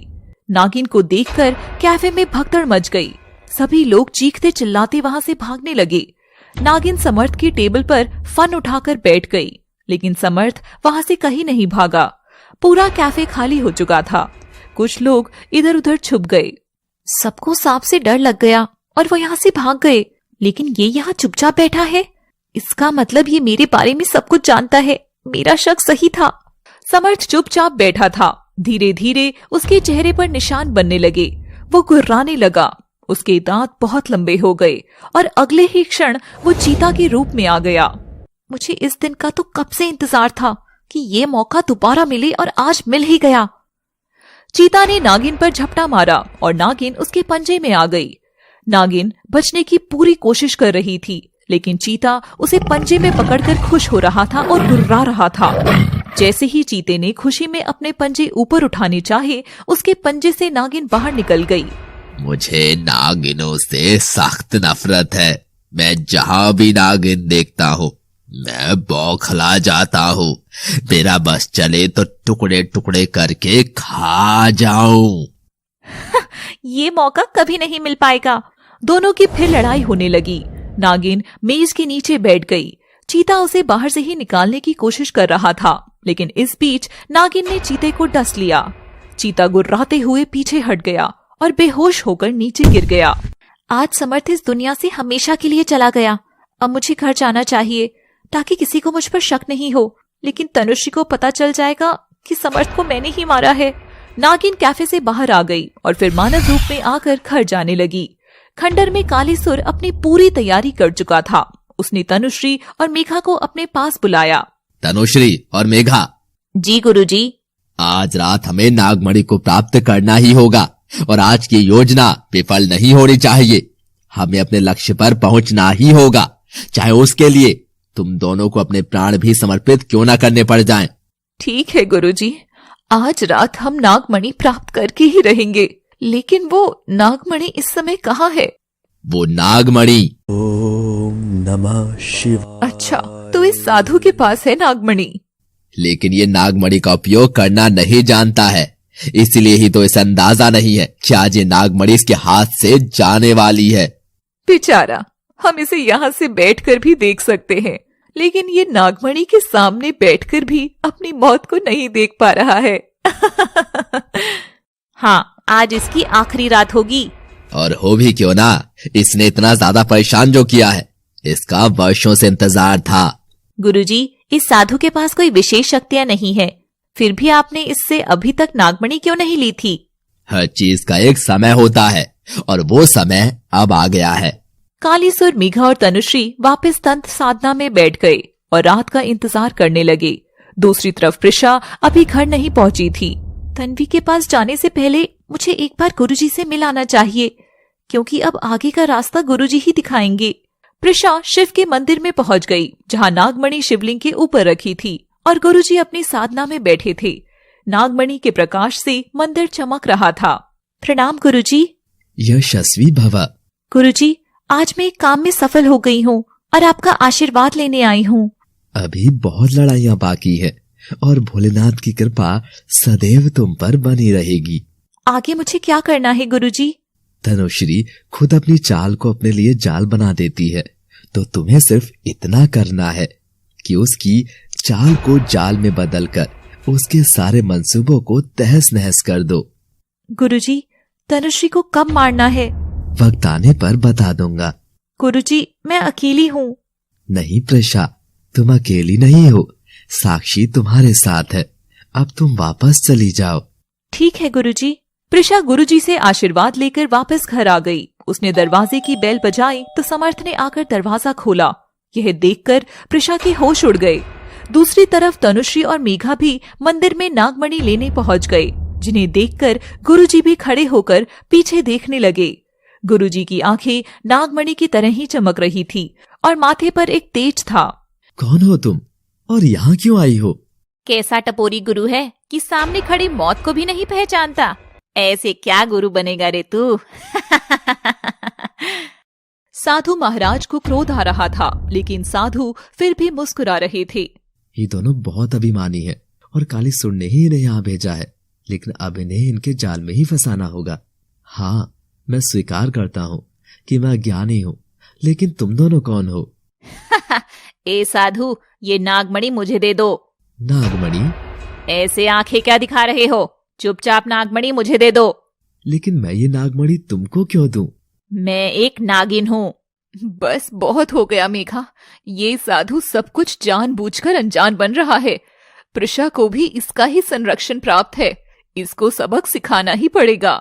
मैं तो एक मामूली सा साधु हूँ, तो तुम्हारा सामना कैसे ही कर पाऊंगा? तो ठीक है, ये नागमणि हमें दे दो। तुम नागमणि ले जाओ, लेकिन लेकिन क्या? जल्दी बोलो। तुम दोनों एक नागमणि कैसे ले सकते हो? नागमणि किसको चाहिए ये फैसला तो तुम्हें करना होगा। नागमणि तो हमारे गुरुजी को चाहिए। अच्छा, तुम आज भी बंधक हो और कल भी रहोगी। क्या तुम नहीं चाहती कि नागमणि तुम्हें मिलनी चाहिए? नहीं, नागमणि मैं लेकर रहूंगी। नागमणि मैं ही लेकर जाऊंगी और गुरुजी को नागमणि भेंट करूंगी। अब कोई गुरु नहीं है, ये नागमणि मेरी है। अरे रुको, तुम दोनों तो आपस में ही झगड़ा कर रहे हो। अब फैसला कर लो कि नागमणि यहाँ से कौन लेकर जाएगी। मैं तब तक यहाँ आराम से बैठ जाता हूँ। अब फैसला सिर्फ लड़ाई होने के बाद ही होगा। जो भी जीता उसकी नागमणि। ठीक है, मैं मुकाबले के लिए तैयार हूँ। तनुश्री और मेघा आज आमने सामने आकर खड़ी हो गई। तनुश्री ने मेघा को एक थप्पड़ मारना चाहा, लेकिन मेघा ने तनुश्री का हाथ पकड़ लिया। फिर तनुश्री ने दूसरे हाथ से एक थप्पड़ मेघा को जमा दिया। वो पीछे जाकर गिर गई। असंभव, एक नागिन ऐसे हार सकती है क्या? कदापि नहीं। मैं झुकेगी नहीं, अभी तनुश्री को मजा चखाती हूँ। मेघा उठी और इस बार तनुश्री को अच्छा सबक सिखाया। तनुश्री दूर जमीन पर जाकर गिरी। तनुश्री की आंखें गुस्से से लाल हो गई और फिर उसने अपनी शक्तियों का इस्तेमाल किया। दूसरी तरफ से मेघा ने भी अपना शक्ति का प्रदर्शन किया। साधु महाराज उन्हें आपस में फूट डलवाकर लड़ा रहे थे और दोनों प्रतियोगी आपस में एक दूसरे को कुत्ते की मौत मारते हुए एक दूसरे की तरफ बढ़ रहे हैं। अब मुकाबला बेहद ही रोमांचक होता जा रहा है। देखना यह है कि आज ये नागमणि कौन जीत कर ले जाएगा। साधु की बात सुनकर तनुश्री को गुस्सा आ गया और उसने मेघा को बहुत बुरी तरह पीटा। मेघा जान बचाकर उससे दूर हुई। ये साधु हमें आपस में दुश्मन बना रहा है। साधु के वेश में ऐसा छल करते हो? पूजा भी करूं, पाठ भी करूं, कहीं देवता ना बन जाऊं, इसीलिए छल भी करूं। नागमणि के लिए युद्ध जारी था। दूसरी तरफ प्रिशा घर पहुंच चुकी थी, लेकिन दरवाजे पर समर्थ खड़ा था। तुम? क्यों, क्या हुआ प्रिशा जी? आप क्यों इतनी सहम रही हैं, जैसे कि कोई कांड करके वापस आई हैं? क्या क्या कहना क्या चाहते हो? मेरा घर है तो मैं अपने घर के अलावा कहाँ जाऊंगा? आपका भी घर है तो आप भी यहीं आओगी। प्रिशा बिना कुछ बोले ही अंदर आ गई। उसने देखा कि तन्वी उसे बैठकर घूर रही थी। क्या हुआ? तुम मुझे ऐसे क्यों घूर रही है? मुझे तुझसे बात करनी है। जानती हूँ, लेकिन सुबह करूंगी, क्योंकि अभी मैं बहुत थकी हुई हूँ। मैं सोने जा रही हूँ। तेजस भी दूर बैठकर सब सुन रहा था। आज तो प्रिशा मुझे हाँ ही कर देगी। आज मैंने अपने दिल की बात को इस तरह उसके सामने रखकर अच्छा किया है। अब खिड़की से छुपकर देखता हूँ कि वो कैसा व्यवहार करती है। तेजस प्रिशा के कमरे की खिड़की के पास छुप गया। प्रिशा ने जैसे ही अपने कमरे का दरवाजा खोला, उसके ऊपर फूलों की बारिश होने लगी। उसका पूरा कमरा बहुत अच्छे से चमक रहा था। मैं आज किसी गलत कमरे में तो नहीं घुस गई हूँ? ये मेरा ही कमरा है ना? लेकिन मेरे लिए इतनी मेहनत कौन कर सकता है? तभी उसकी नजर वहां रखे कागज पर गई। उसने कागज को उठाया और पढ़ना शुरू किया। डियर प्रिशा, मैं जानता हूँ कि तुम मुझसे बात करना नहीं चाहती हो। तुम बहुत चुप रहती हो, इसलिए मैं तुमसे कुछ कह नहीं पाता। तुम्हें ये सजावट कैसी लगी? मैं तुमसे कहना चाहता हूँ कि प्रिशा ने आगे कुछ नहीं पढ़ा और उसको गुस्सा आने लगा। उसने वो कागज फाड़ कर फेंक दिया और सारे फूल और बलून भी इधर उधर फेंक दिए। इस तेजस को भी पता नहीं क्या हो गया है। हम सेम नहीं है, इसको ये बात कैसे समझाऊं? मेरे ही पीछे पड़ा है। मैं आज बहुत थक गई हूँ, अब सो जाती हूँ। प्रिशा सो गई। रात हो चुकी थी तो तेजस भी अपने कमरे में जाकर सो गया। दूसरी तरफ तनुश्री और मेघा का युद्ध जारी था। साधु महाराज भी आराम से बैठकर अपना मनोरंजन कर रहे थे। तनुश्री और मेघा, तुम दोनों को जो भी परिणाम निकालना है जल्दी निकालिए, क्योंकि मेरे पास समय कम है। परिणाम तो पूर्व घोषित है। नागमणि मैं ही लेकर जाऊंगी। वर्षों से मैंने नागिन का जहर पी पीकर तपस्या की है। मैं इतनी जल्दी हार मानने वालों में से नहीं हूँ। मेरे अंदर कालीसुर की शक्तियां हैं। तू मुझे कमजोर मत समझ। तू भूल गई कि तुझे साक्षी और प्रिशा ने कैसा सबक सिखाया था? तनुश्री और मेघा के बीच अभी नागमणि का फैसला नहीं हो पाया था। वो अभी भी आपस में लड़ने में ही लगी थी। लेकिन आज लड़ाई तनुश्री के घर भी होनी थी। तन्वी प्रिशा के कमरे में आई, लेकिन प्रिशा सो रही थी। प्रिशा रानी, बहुत खेल खेल लिया तुमने। अब तुम्हारा अंत हो जाना ही ठीक है। मैं तुम्हें मारकर ही सांस लूंगी।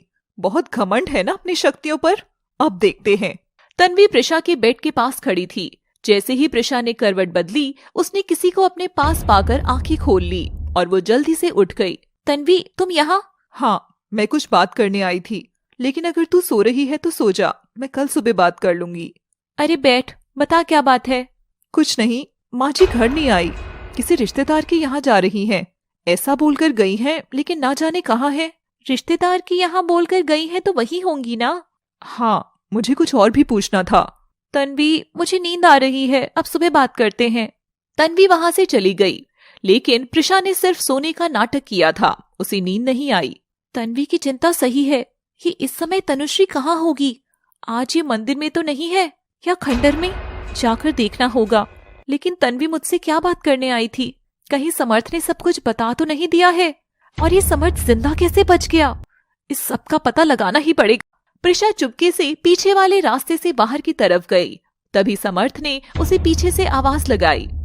चोरों की तरह कहाँ भागकर जा रही हो प्रिशा जी? अपने प्रिय दुश्मन से नहीं मिलोगी? समर्थ? समर्थ? हाँ, तुमको यही आश्चर्य है ना कि मैं जिंदा कैसे बच गया? तुम सब कुछ जानते? हाँ, मैं सब कुछ जानता हूँ। चलो अब और हो जाए एक लड़ाई। लड़ाई तो होगी, लेकिन मैं अभी लड़ने के मूड में नहीं हूँ। और अब अगर हम एक दूसरे का सच जानते ही हैं, तो जब चाहे लड़ सकते हैं। ये जानना नहीं चाहोगी कि मैं जीवित कैसे बचा? ये तो मैं कब से जानना चाहती हूँ। जब तुम उस दिन गाड़ी में बैठी थी ना, मैंने तभी देख लिया था। समर्थ बाहर जा रहा था, तभी पीछे से प्रिशा बैठ गई। अच्छा, ये नागिन आज जरूर कुछ ना कुछ करेगी। इसका इंतजाम करना होगा। समर्थ एक कैफे में गया और उसने सांपों का असर नहीं होने वाली दवाई अपने शरीर में लगा ली। अब बढ़िया खेल होवेगा। प्रिशा ने समर्थ को काट लिया। समर्थ बेहोश हो गया। अब मरने का नाटक करता हूँ, देखता हूँ कि अब ये कहाँ जाएगी। मैं पहले से ही तुम्हारे बारे में सब जानता था। और सुनो, तन्वी सिर्फ मेरी है। उसके मन में मेरे लिए नफरत पैदा मत करो, वरना अच्छा नहीं होगा। तुम भी तन्वी को अपनी सच्चाई बता दो कि तुम चीता हो। तुम अब इस घर से चली जाओ। मैं यहाँ से कहीं नहीं जाने वाली हूँ। कल मैं कुछ नहीं बोलूंगा, लेकिन कल ही तुम्हें ये घर छोड़ना होगा। देखते हैं कोई घर छोड़ेगा या दुनिया। प्रिशा समर्थ की वजह से कहीं भी नहीं जा पाई और वो वापस अपने कमरे में आ गई। दूसरी तरफ तनुश्री और मेघा का ग्रह युद्ध समाप्ति की ओर था, जिसमें मेघा हारते हुए दिखाई दे रही थी और कुछ सेकंड्स में मेघा हार भी गई और वो जान बचाकर कालीसुर के खंडर की तरफ भागी। मेरे सामने अब कुछ मत बोलना, मैं पहले से ही सब जानता हूँ। कालीसुर को धोखा देना इतना आसान नहीं है। गुरुजी, तनुश्री ने धोखा दिया है, अब हम क्या करेंगे? तनुश्री को आज इसकी सजा मिलेगी और मैं खुद उसे अपने हाथों से सजा दूंगा। तनुश्री खून के आंसू रोएगी, खून के। अब हम क्या करेंगे गुरुदेव? अब मेरा हुक्म का इक्का काम आएगा। ये कौन है? लेकिन गुरुजी, वो तो अब नागमणि लेकर जा चुकी होगी। नहीं, ये कभी भी नहीं हो सकता। मेरे हुक्म का इक्का आज काम आएगा। ये कौन है? ये जिन है। कालीसुर ने आग से एक बोतल निकाली और उसमें से एक छोटे कोने को बाहर निकाला। क्या हुक्म मेरे आका? तनुश्री मणि के हाथ ना लगा पाए। जाओ और जाकर उसे रोको। जो हुक्म मेरे आका। जिन खंडर से मंदिर चला गया। साधु महाराज यह सब देखकर खड़े हुए मुस्कुरा रहे थे। तनुश्री खुशी में पागल हो गई। आज मेरा सपना पूरा हो गया, अब मैं इस दुनिया की मालिक बनूंगी।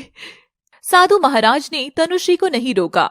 तनुश्री मंदिर में मणि लेने के लिए आगे बढ़ गई। तभी पीछे से जिन ने आवाज लगाई, रुको। तनुश्री ने पीछे मुड़कर देखा और वो घबरा गई। कौन? जो भी हो, चुपचाप यहाँ से चले जाओ। मैं कहीं नहीं जाऊंगा। कौन हो तुम? मैं जिन हूँ। तुझे तेरे धोखे की सजा मिलकर रहेगी। तनुश्री ने नागमणि नहीं ली। तनुश्री और जिन आमने सामने आ गए। दूसरी तरफ समर्थ और तन्वी कहीं जा रहे थे। तभी प्रिशा ने तन्वी को रोकने की कोशिश की। क्या हुआ तन्वी, इतनी रात में कहाँ जा रही हो? आज समर्थ मुझे बाहर खाने पर लेके जा रहे हैं। लेकिन इतनी रात को ही क्यों? इस समय खाना कहाँ मिलेगा? प्रिशा, तेरी प्रॉब्लम क्या है? प्रॉब्लम है तन्वी, मुझे इस घर में सभी से प्रॉब्लम है। शायद तुम कुछ भूल रही हो। समर्थ मेरा पति है, मैं कहीं भी जाऊं, तुम्हें उससे क्या प्रॉब्लम है? प्रिशा, तन्वी, इतनी रात को कौन खाने पर जाता है? प्रिशा, अपना ज्यादा दिमाग मत लगाओ। हम दोनों घूमने जा रहे हैं, अब बताओ तुम्हें क्या करना है? तन्वी, मेरी बात तो सुनो। प्रिशा, प्लीज अपना मुंह बंद रखो और कल सुबह यहाँ से चली जाओ। मैं यहाँ से नहीं जाऊंगी। मेरे परिवार की तरफ नजर उठाकर भी मत देखना प्रिशा, वरना अंजाम बुरा होगा। प्रिशा को बहुत तेज गुस्सा आ गया और वो बिना कुछ बोले ही छत पर चली गई। तन्वी और समर्थ भी घर से बाहर चले गए। तन्वी का कुछ ज्यादा ही हो रहा है, अब इसे भी सबक सिखाना होगा। तन्वी भूल सकती है, लेकिन मैं कभी नहीं भूलूंगी। अब मुझे सिर्फ बदला ही दिख रहा है। प्रिशा गुस्से में आग बबूला हो गई। दूसरी तरफ जिन और तनुश्री आपस में लड़ रहे थे।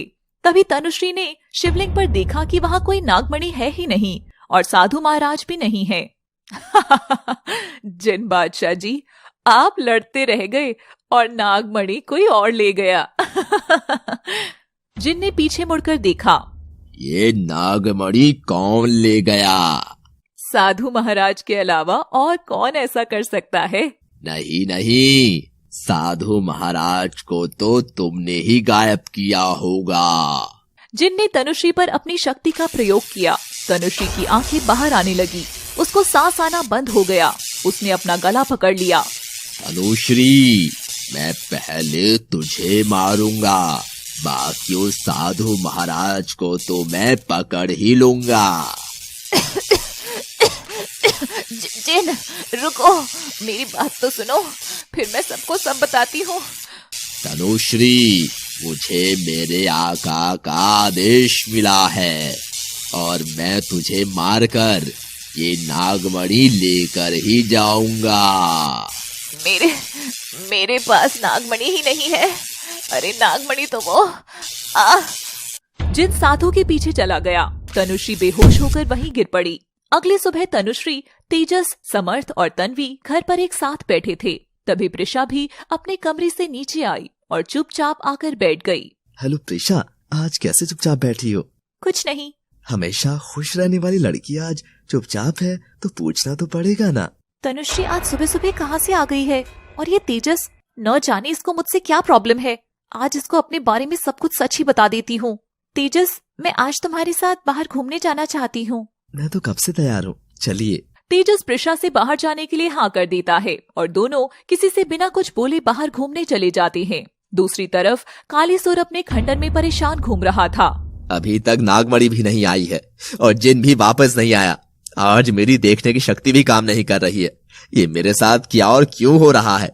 जरूर जिन ने तनुश्री के साथ मिलकर कोई गड़बड़ की है। मुझे कुछ तो करना ही होगा। कालीसुर तंत्र साधना में बैठ गया, लेकिन बहुत कोशिशों के बाद भी आज वो तनुश्री और जिन को देख नहीं पा रहा था। लेकिन वो लगातार कोशिश में लगा रहा। जिन भी साधु महाराज को ढूंढने के लिए इधर उधर भटक रहा था।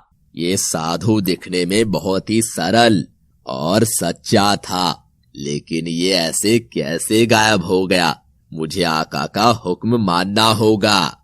जिन ने भी अपनी शक्तियों से नागमणि को देखने की कोशिश की, लेकिन नागमणि उसको दिखाई नहीं दी। लेकिन साधु महाराज को उसने देख लिया। साधु महाराज 108 सीढ़ियों वाले प्राचीन शिव मंदिर में थे। अच्छा, तो ये बात है। ये साधु इस मंदिर में छुपकर बैठा है, फिर तो नागमणि भी यही होगी। अभी साधु को मजा चखाता हूँ। जिन साधु के पास चला गया। साधु महाराज मंदिर की सीढ़ियों पर ही घूम रहे थे, तभी सामने से जिन आ गया। मुझसे कब तक छुप कर रह सकती हो? मैं जिन हूँ, समस्त शक्तियों का मालिक हूँ।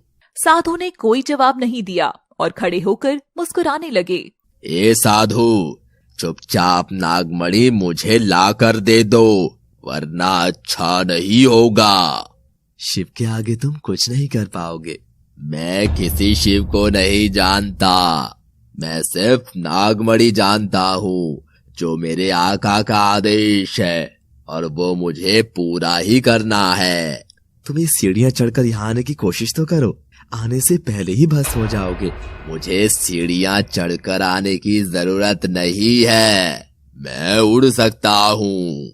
फिर तो अच्छा है, अगर ऐसा होगा तो तुम उड़कर आ जाओ, लेकिन क्या? स्वयं देख लेना। सीढ़ियों से जाऊंगा तो जल जाऊंगा, और अगर उड़कर गया तो कुछ भी हो सकता है। लेकिन मैं जिन हूँ, मुझे क्यों इसका डर है? अभी जाकर नागमणि लेकर आता हूँ। साधु महाराज मंदिर की सीढ़ियों पर ही आंखें बंद करके बैठे थे। जिन ने उड़कर मंदिर में घुसने की कोशिश की, लेकिन अंदर से त्रिशूल की बारिश होने लगी। जिन बच गया, लेकिन वो मंदिर में प्रवेश नहीं कर पाया और वापस चला गया। साधु महाराज अभी भी मुस्कुरा रहे थे। दूसरी तरफ प्रिशा कार चला रही थी और तेजस बराबर में बैठा था। क्या बात है प्रिशा, आज तो तुम खुद ही मुझे घुमाने लाई हो। हाँ, क्योंकि मैं कुछ बताना चाहती हूँ। हाँ जानता हूँ, तुम यही कहोगी कि मैं तुमसे बात नहीं कर सकती। प्रिशा कुछ बोल पाती कि उससे पहले ही एक कार ने उनको ओवरटेक करके रोक दिया और उसमें से कुछ गुंडे बाहर निकले। अरे वाह प्रिशा, तुम इसलिए मुझे बाहर लाई थी ताकि इनसे पिटवा सको। नहीं तेजस, मैं इन्हें नहीं जानती हूँ। सच बोलो, मैं तुम्हें परेशान कर रहा था, तुम उसका बदला तो नहीं ले रही हो? मैं सच कह रही हूँ, मैं तो तुम्हें यहाँ कुछ और बताने लाई थी। देखो, वो मोटा आ रहा है। एक गुंडा प्रिशा की तरफ आया और हाथ पकड़कर प्रिशा को कार से बाहर ले गया। प्रिशा को बहुत गुस्सा आ रहा था, लेकिन प्रिशा के कुछ बोलने से पहले ही तेजस ने पीछे से गुंडों को मारा। वो नीचे जाकर गिर गया। बाकी उसके साथ भी आ गए, जिनकी पिटाई अकेले तेजस ने की। प्रिशा ये देखकर खुश थी।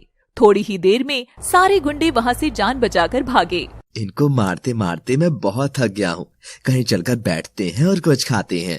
हाँ ठीक है, चलते हैं। तुम मुझे कुछ बताना भी तो चाहती थी, बताइए क्या बात थी? हाँ, वो तेजस कितना अच्छा है। क्या मैं तेजस को अपनी सच्चाई बताऊं? अगर मैं तेजस को सच्चाई बताऊंगी तो इसका दिल टूट जाएगा। प्रिशा और तेजस दोनों रेस्टोरेंट चले गए। दूसरी तरफ जिन नागमणि के लिए मंदिर से दूर जाकर बैठा था। खाली हाथ वापस कैसे जाऊं? मेरे आका को क्या जवाब दूंगा? लेकिन अब जाना तो पड़ेगा। जिन कालीसुर के खंडर जाने लगा और खंडर में कालीसुर पहले से ही परेशान था। उसने मेघा को बुलाया। मेघा, आज मुझे एक जरूरी जानकारी चाहिए और ये काम सिर्फ तुम ही कर सकती हो। बताइए गुरुजी। तनुश्री और मेरा भेजा हुआ जिन कहाँ है, ये देख कर आओ। ठीक है गुरुजी, मैं अभी आपको दोनों के बारे में बताऊंगी। तभी बाहर से जिन आ गया। उसकी जरूरत नहीं पड़ेगी, मैं खुद आ गया हूँ। नागमणि ले आया? कहाँ है नागमणि? मैं जीत गया, अब मैं इस दुनिया पर राज करूंगा। जल्दी से नागमणि मुझे दे दो, जिसका इतना इंतजार किया है। अब उसे देख तो लूं। नागमणि देखने के लिए मेरी आंखें तरस गई हैं। नागमणि कहाँ से ला कर दूं इसे? क्या हुआ? जल्दी से नागमणि मुझे दो। आका, वो नागमणि तो नहीं है। क्यों? मेरा शक सही था, तुमने नागमणि को गायब किया है और इसमें तनुश्री का भी हाथ है। आका, नागमणि तो साधु ले गया। असंभव, असंभव। कालीसुर बहुत क्रोधित हो गया। जिन, तुम मेरे गुलाम हो और अब तुम ही मुझे वो नागमणि लाकर दोगे। मेरे पास नागमणि लेकर ही आना। जिन खंडर से बाहर चला गया। मेघा, तुम जिन और तनुश्री पर नजर रखो। ठीक है गुरुजी। मेघा भी खंडर से और तनुश्री को खोजने लगी। तभी उसने तेजस और प्रिशा को देखा, जो कार के पास खड़े होकर बात कर रहे थे। मैं पानी की बोतल लेने जा रहा हूँ। हाँ, जल्दी आना। ठीक है। यूं गया और यूं आया। तेजस पानी लेने चला गया। प्रिशा, यहाँ आज इसे उस दिन का बदला लेना होगा। साक्षी के साथ कुछ ज्यादा ही बन रही थी। आज अकेली है, इसे आज देखती हूँ। मेघा प्रिशा के सामने जाकर खड़ी हो गई। प्रिशा रानी, आज कैसे बचोगी? आज वापस मार खाने आ ही गई है। प्रिशा और मेघा दोनों नागिन बन गई और आपस में लड़ाई करने लगी। दोनों बुरी तरह लड़ रही थी। प्रिशा ने मेघा को खूब मारा और मेघा ने भी मौका पाकर खूब पीटा। तभी पीछे से साक्षी आई। उसने अपनी आंखों से रोशनी मेघा के ऊपर डाली। मेघा ने प्रिशा को छोड़ दिया और वापस नागिन मानव रूप में आ गई। साक्षी, हाँ, मुझे तो भूल नहीं पाई। तुझे मैं कैसे भूल सकती हूँ, क्योंकि तू हर बार बीच में आ जाती है। तेरी क्या दुश्मनी है? तू क्यों प्रिशा को मारने नहीं देती? कालीसुर से जुड़ा हुआ हर व्यक्ति मेरा दुश्मन है, इसलिए तुम भी दुश्मन हो। प्रिशा भी मानव रूप में आ गई। साक्षी मेघा को मारने के लिए जैसे ही आगे बढ़ी, मेघा वहाँ से भाग गई। साक्षी, तुम कौन हो और मेरी मदद क्यों कर रही हो? तेजस दूर खड़ा होकर ये सब देख रहा था। कौन क्या है मुझे अच्छे से समझ आ गया है। तेजस, नागिन? प्रिशा, तुम नागिन हो? तेजस, मैं तुमको बताने ही वाली थी। बस मुझे कुछ नहीं सुनना। तुमने सबकी आंखों में धूल झोंकी है। तुम मेरे दोस्त को जरूर नुकसान पहुंचाने आई हो। खुद पर कंट्रोल कर यार, कभी यही डस ले। चुपचाप यहाँ से निकलता हूँ। तेजस वहाँ से जाने लगता है। तेजस, मैं यही बताना चाहती थी। अच्छा, तो तुमने प्रैक्टिकल करके दिखाया है कि तुम कौन हो? साक्षी चुपचाप खड़ी होकर दोनों की बात सुन रही थी। ये कौन है और वो दूसरी नागिन कौन थी? मैं तुम्हें सब बताऊंगी, मेरे साथ चलो। मुझे शर्म आ रही है कि मैं एक नागिन से प्यार कैसे कर सकता हूँ। तुम मेरे साथ तो चलो। वैसे भी नागिन से प्यार करके तो मरना ही था, तो फिर अभी क्यों डरना है? इसके साथ ही जाना ठीक रहेगा। ठीक है, मैं तुम्हारे साथ चल रहा हूँ। दूसरी तरफ जिन साधु महाराज से नागमणि वापस लेने की योजना बनाने में लगा था, अब तक वो हर योजना में विफल हो रहा था। लेकिन जिन के छोटे से दिमाग में बड़ा सा आइडिया आ ही गया। कितना अच्छा विचार दिमाग में आया। ओम फो, अगर मैं इस योजना पर चलूंगा तो नागमणि मेरी हो जाएगी। ओम फो, इस साधु का भी खात्मा हो जाएगा। जिन ने अपनी योजना के अनुसार एक सुंदर लड़की को बुलाया और उसे सारी बात समझा दी। जिन जी, वो साधु है, अगर वो नहीं माना तो हम क्या करेंगे? मैंने बहुत कहानियां सुनी हैं, साधु तुमको नागमणि जरूर दे देंगे। ठीक है, मैं कोशिश करती हूँ। साधु मंदिर के चबूतरे पर ही बैठे थे और ध्यान लगाया हुआ था। लड़की हंसती हुई साधु की तरफ जाने लगती है। जैसे ही उसने पहली सीढ़ी पर पैर रखने की कोशिश की, जिन ने उसे रोक दिया। रुको, सीढ़ी से मत जाना। लेकिन क्यों? सीढ़ियों पर पैर रखने से हम भस्म हो सकते हैं। फिर कैसे जाऊं? दूर से ही साधु का ध्यान भटकाने की कोशिश करो। ठीक है, मैं कोशिश करती हूँ। लड़की ने साधु का ध्यान भटकाने की कोशिश की। वो तेज तेज हंस रही थी।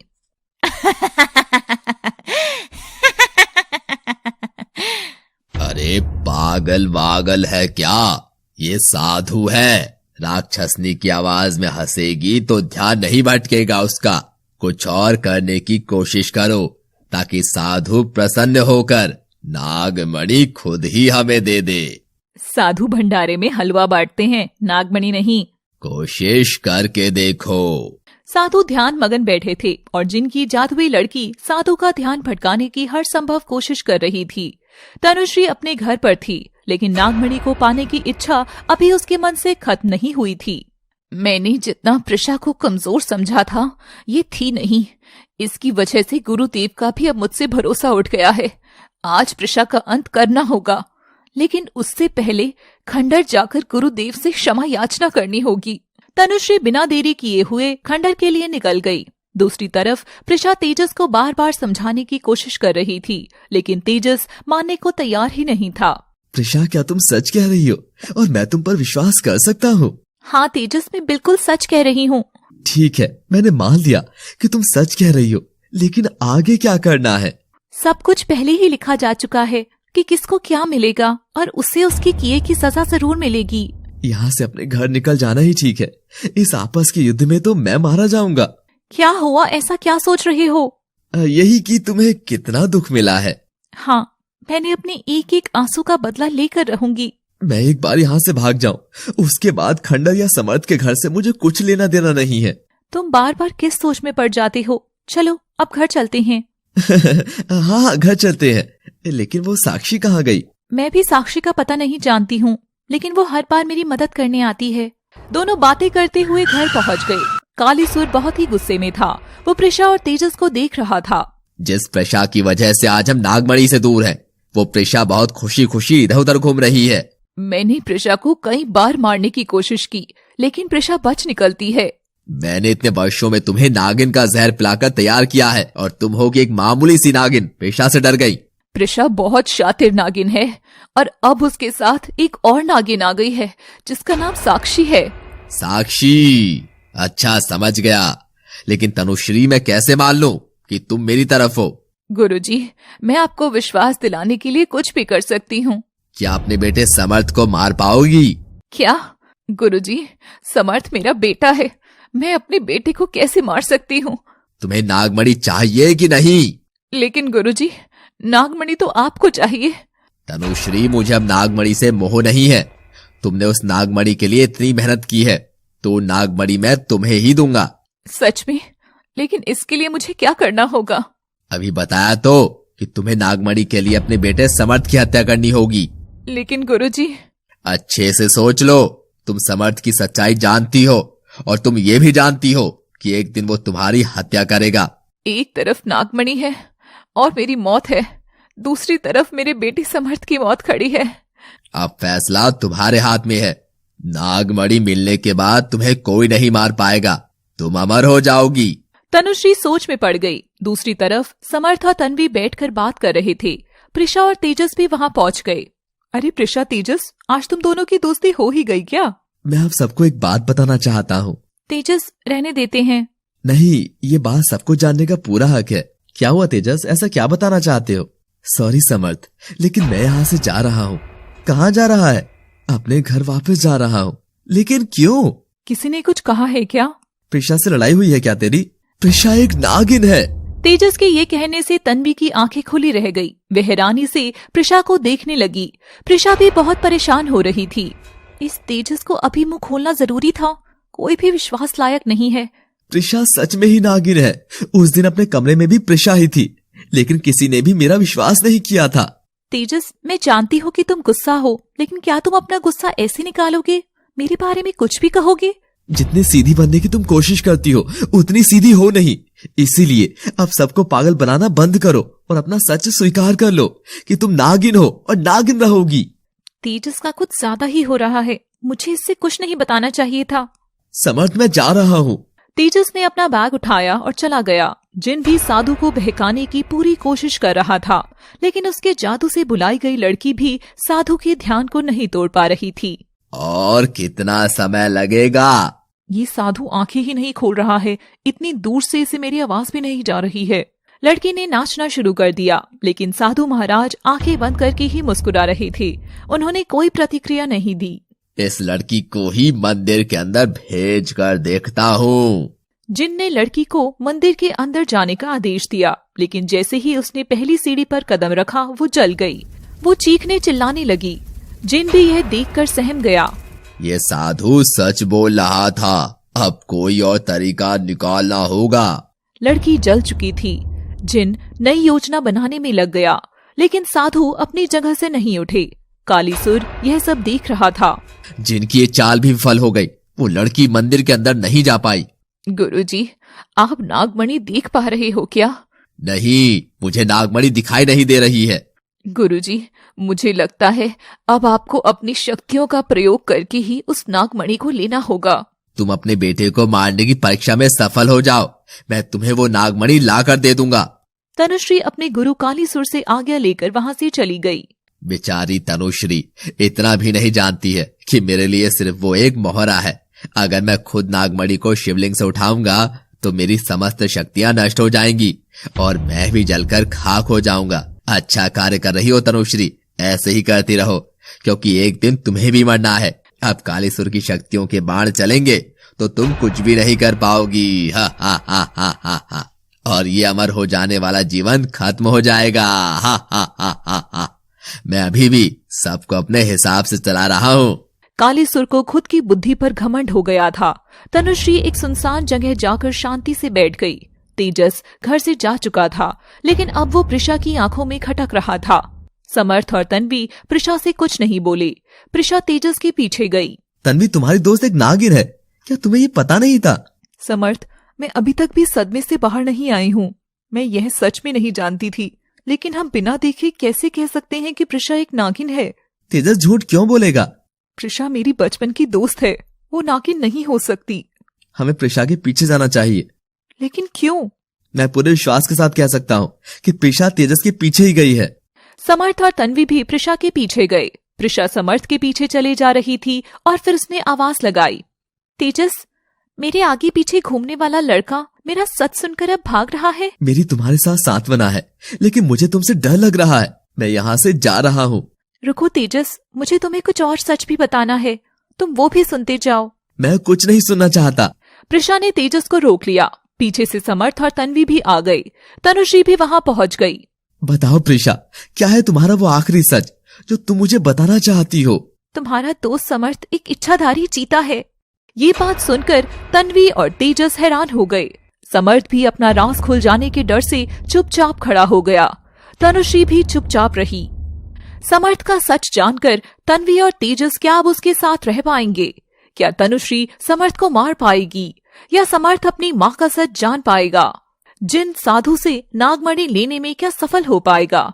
जानने के लिए देखते रहिए नागिन सीजन 7 एनएम स्टोरीज पर। तुम खुद नागिन हो, इसीलिए मैं दोस्त को चीता बता रही हो। प्रिशा, मैं अब और ज्यादा दिन तक तुम्हें नहीं झेल सकती हूँ। तन्वी, मैं सच कह रही हूँ।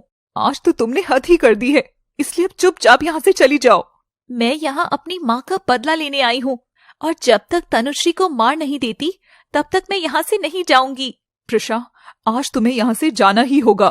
तन्वी ने प्रिशा को वहां से भेजने की कोशिश की, लेकिन प्रिशा जिद्दी थी। वो वहां से नहीं गई और वो क्रोधित होकर तन्वी से लड़ाई करने लगी। उसने तन्वी को बहुत पीटा। इस लड़ाई को रोकने के लिए तनुश्री को बीच में आना पड़ा। अब बस करो तुम दोनों। मुझे माफ कर दीजिए माँ जी, मुझे प्रिशा को यहाँ बुलाना ही नहीं चाहिए था। प्रिशा सच कह रही है। नहीं, ये सच नहीं हो सकता। यही सच है और तुम्हें स्वीकार करना होगा। यह सुनकर तन्वी ने रोना शुरू कर दिया। समर्थ के चेहरे का रंग धीरे धीरे बदलने लगा। वो कुर्राने लगा। यह देखकर सभी हैरान थे और कुछ मिनटों में ही समर्थ एक चीता बन गया। तन्वी, अब तुम खुद ही देख लो, तुम्हारे प्रिय पतिदेव एक इच्छाधारी चीता है। चीता ने गुर्राते हुए प्रिशा पर हमला कर दिया। प्रिशा अपने बचाव के लिए पीछे हटी। समर्थ और इसकी चीता बनने के काले सच का अंत करने का यही सही मौका है। मुझे अगर अमर होना है तो समर्थ को मारना ही होगा और फिर नागमणि हमेशा हमेशा के लिए मेरी हो जाएगी। प्रिशा नागिन रूप में आ गई और चीता व नागिन का मुकाबला होने लगा।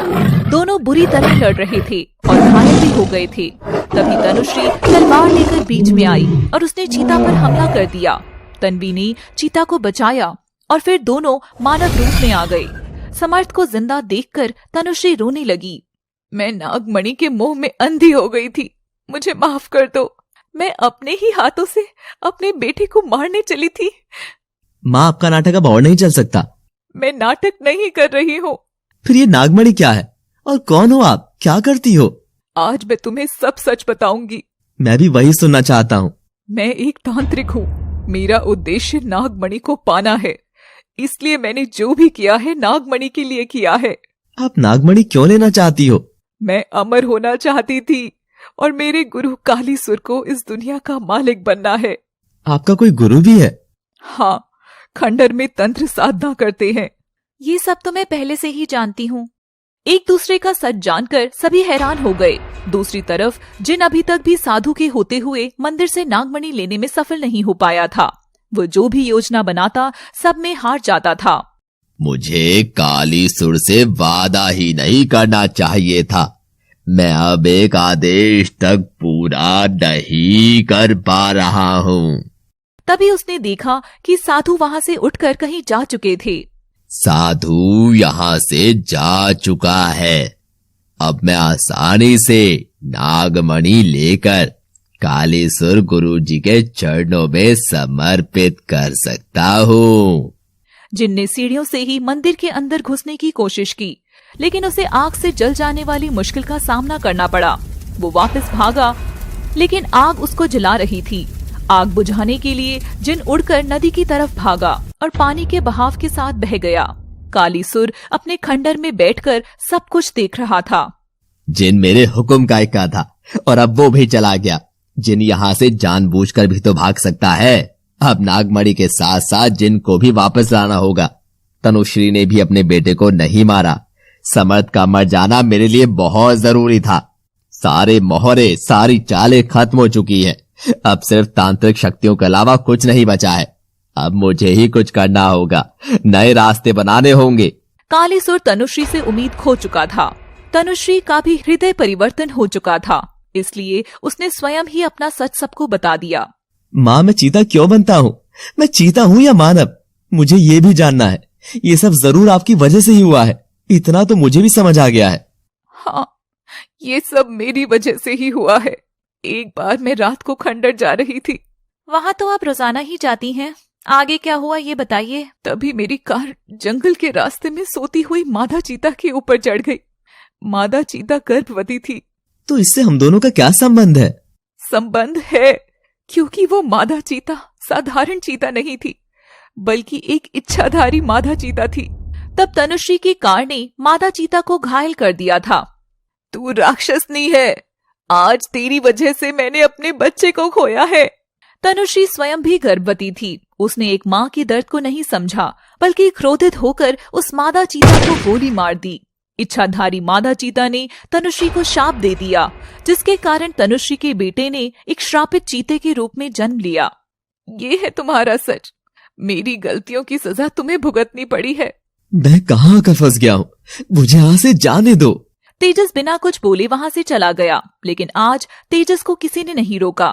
तन्वी, शायद अब तो तुमको सब कुछ याद आ ही गया होगा। नहीं नहीं नहीं, मुझे कुछ याद नहीं है। तुम सब कुछ भूल कैसे सकती हो? प्रिशा, मुझे अभी भी वो कुछ याद नहीं करना है। तुमने मुझे पीटा था, ये मैं कभी नहीं भूल सकती हूँ। अगर तुम कुछ भी भूली तो मैं दोबारा तुम्हारा वही हाल करूंगी। इस बार याद रखना कि बच नहीं पाओगी। आज ये दोनों दोस्त आपस में क्यों लड़ रही हैं? जो मैं सोच रही थी वो सब मेरा भ्रम था क्या? माँ, आपको गलती का एहसास है, इसीलिए अब घर चलते हैं। तनुश्री, तन्वी और समर्थ तीनों घर जाने लगे, लेकिन प्रिशा वहीं खड़ी हो गई। क्या हुआ प्रिशा, तुम भी घर चलो, अब तो सब ठीक हो गया है। हाँ प्रिशा, सब कुछ भूलकर सभी साथ रहेंगे। नहीं, मैं उस घर में कभी नहीं जाऊंगी। आज से मेरा तन्वी से कोई रिश्ता नहीं है। तीनों प्रिशा को छोड़कर चले गए। तन्वी मेरी दोस्त है, इसने फिर भी मेरा साथ नहीं दिया। अब सबसे पहले मुझे उस मेघा को खोजना।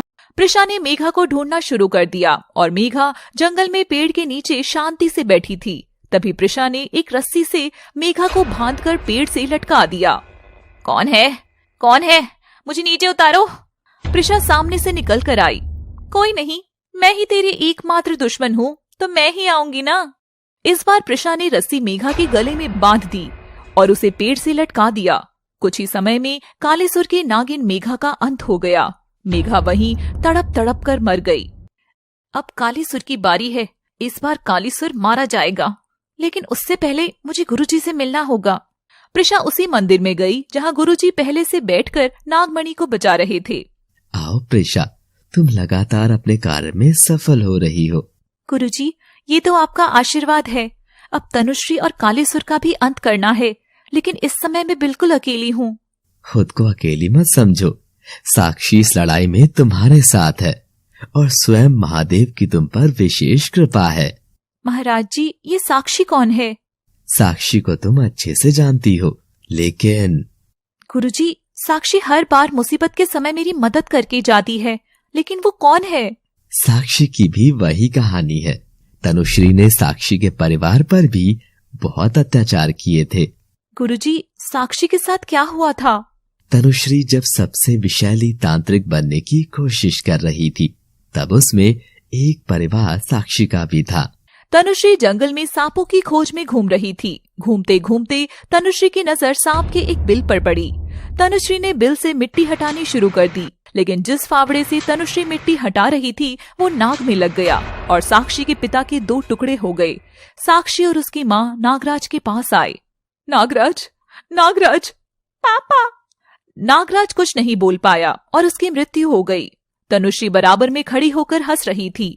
तनुश्री ने साक्षी की माँ को हाथ में उठाया और दांतों से उसका सारा जहर पी गई। साक्षी उस समय एक छोटी बच्ची थी। मैं अपने माता पिता का बदला लेकर रहूंगी। उस दिन से साक्षी भी तनुश्री की दुश्मन बन गई।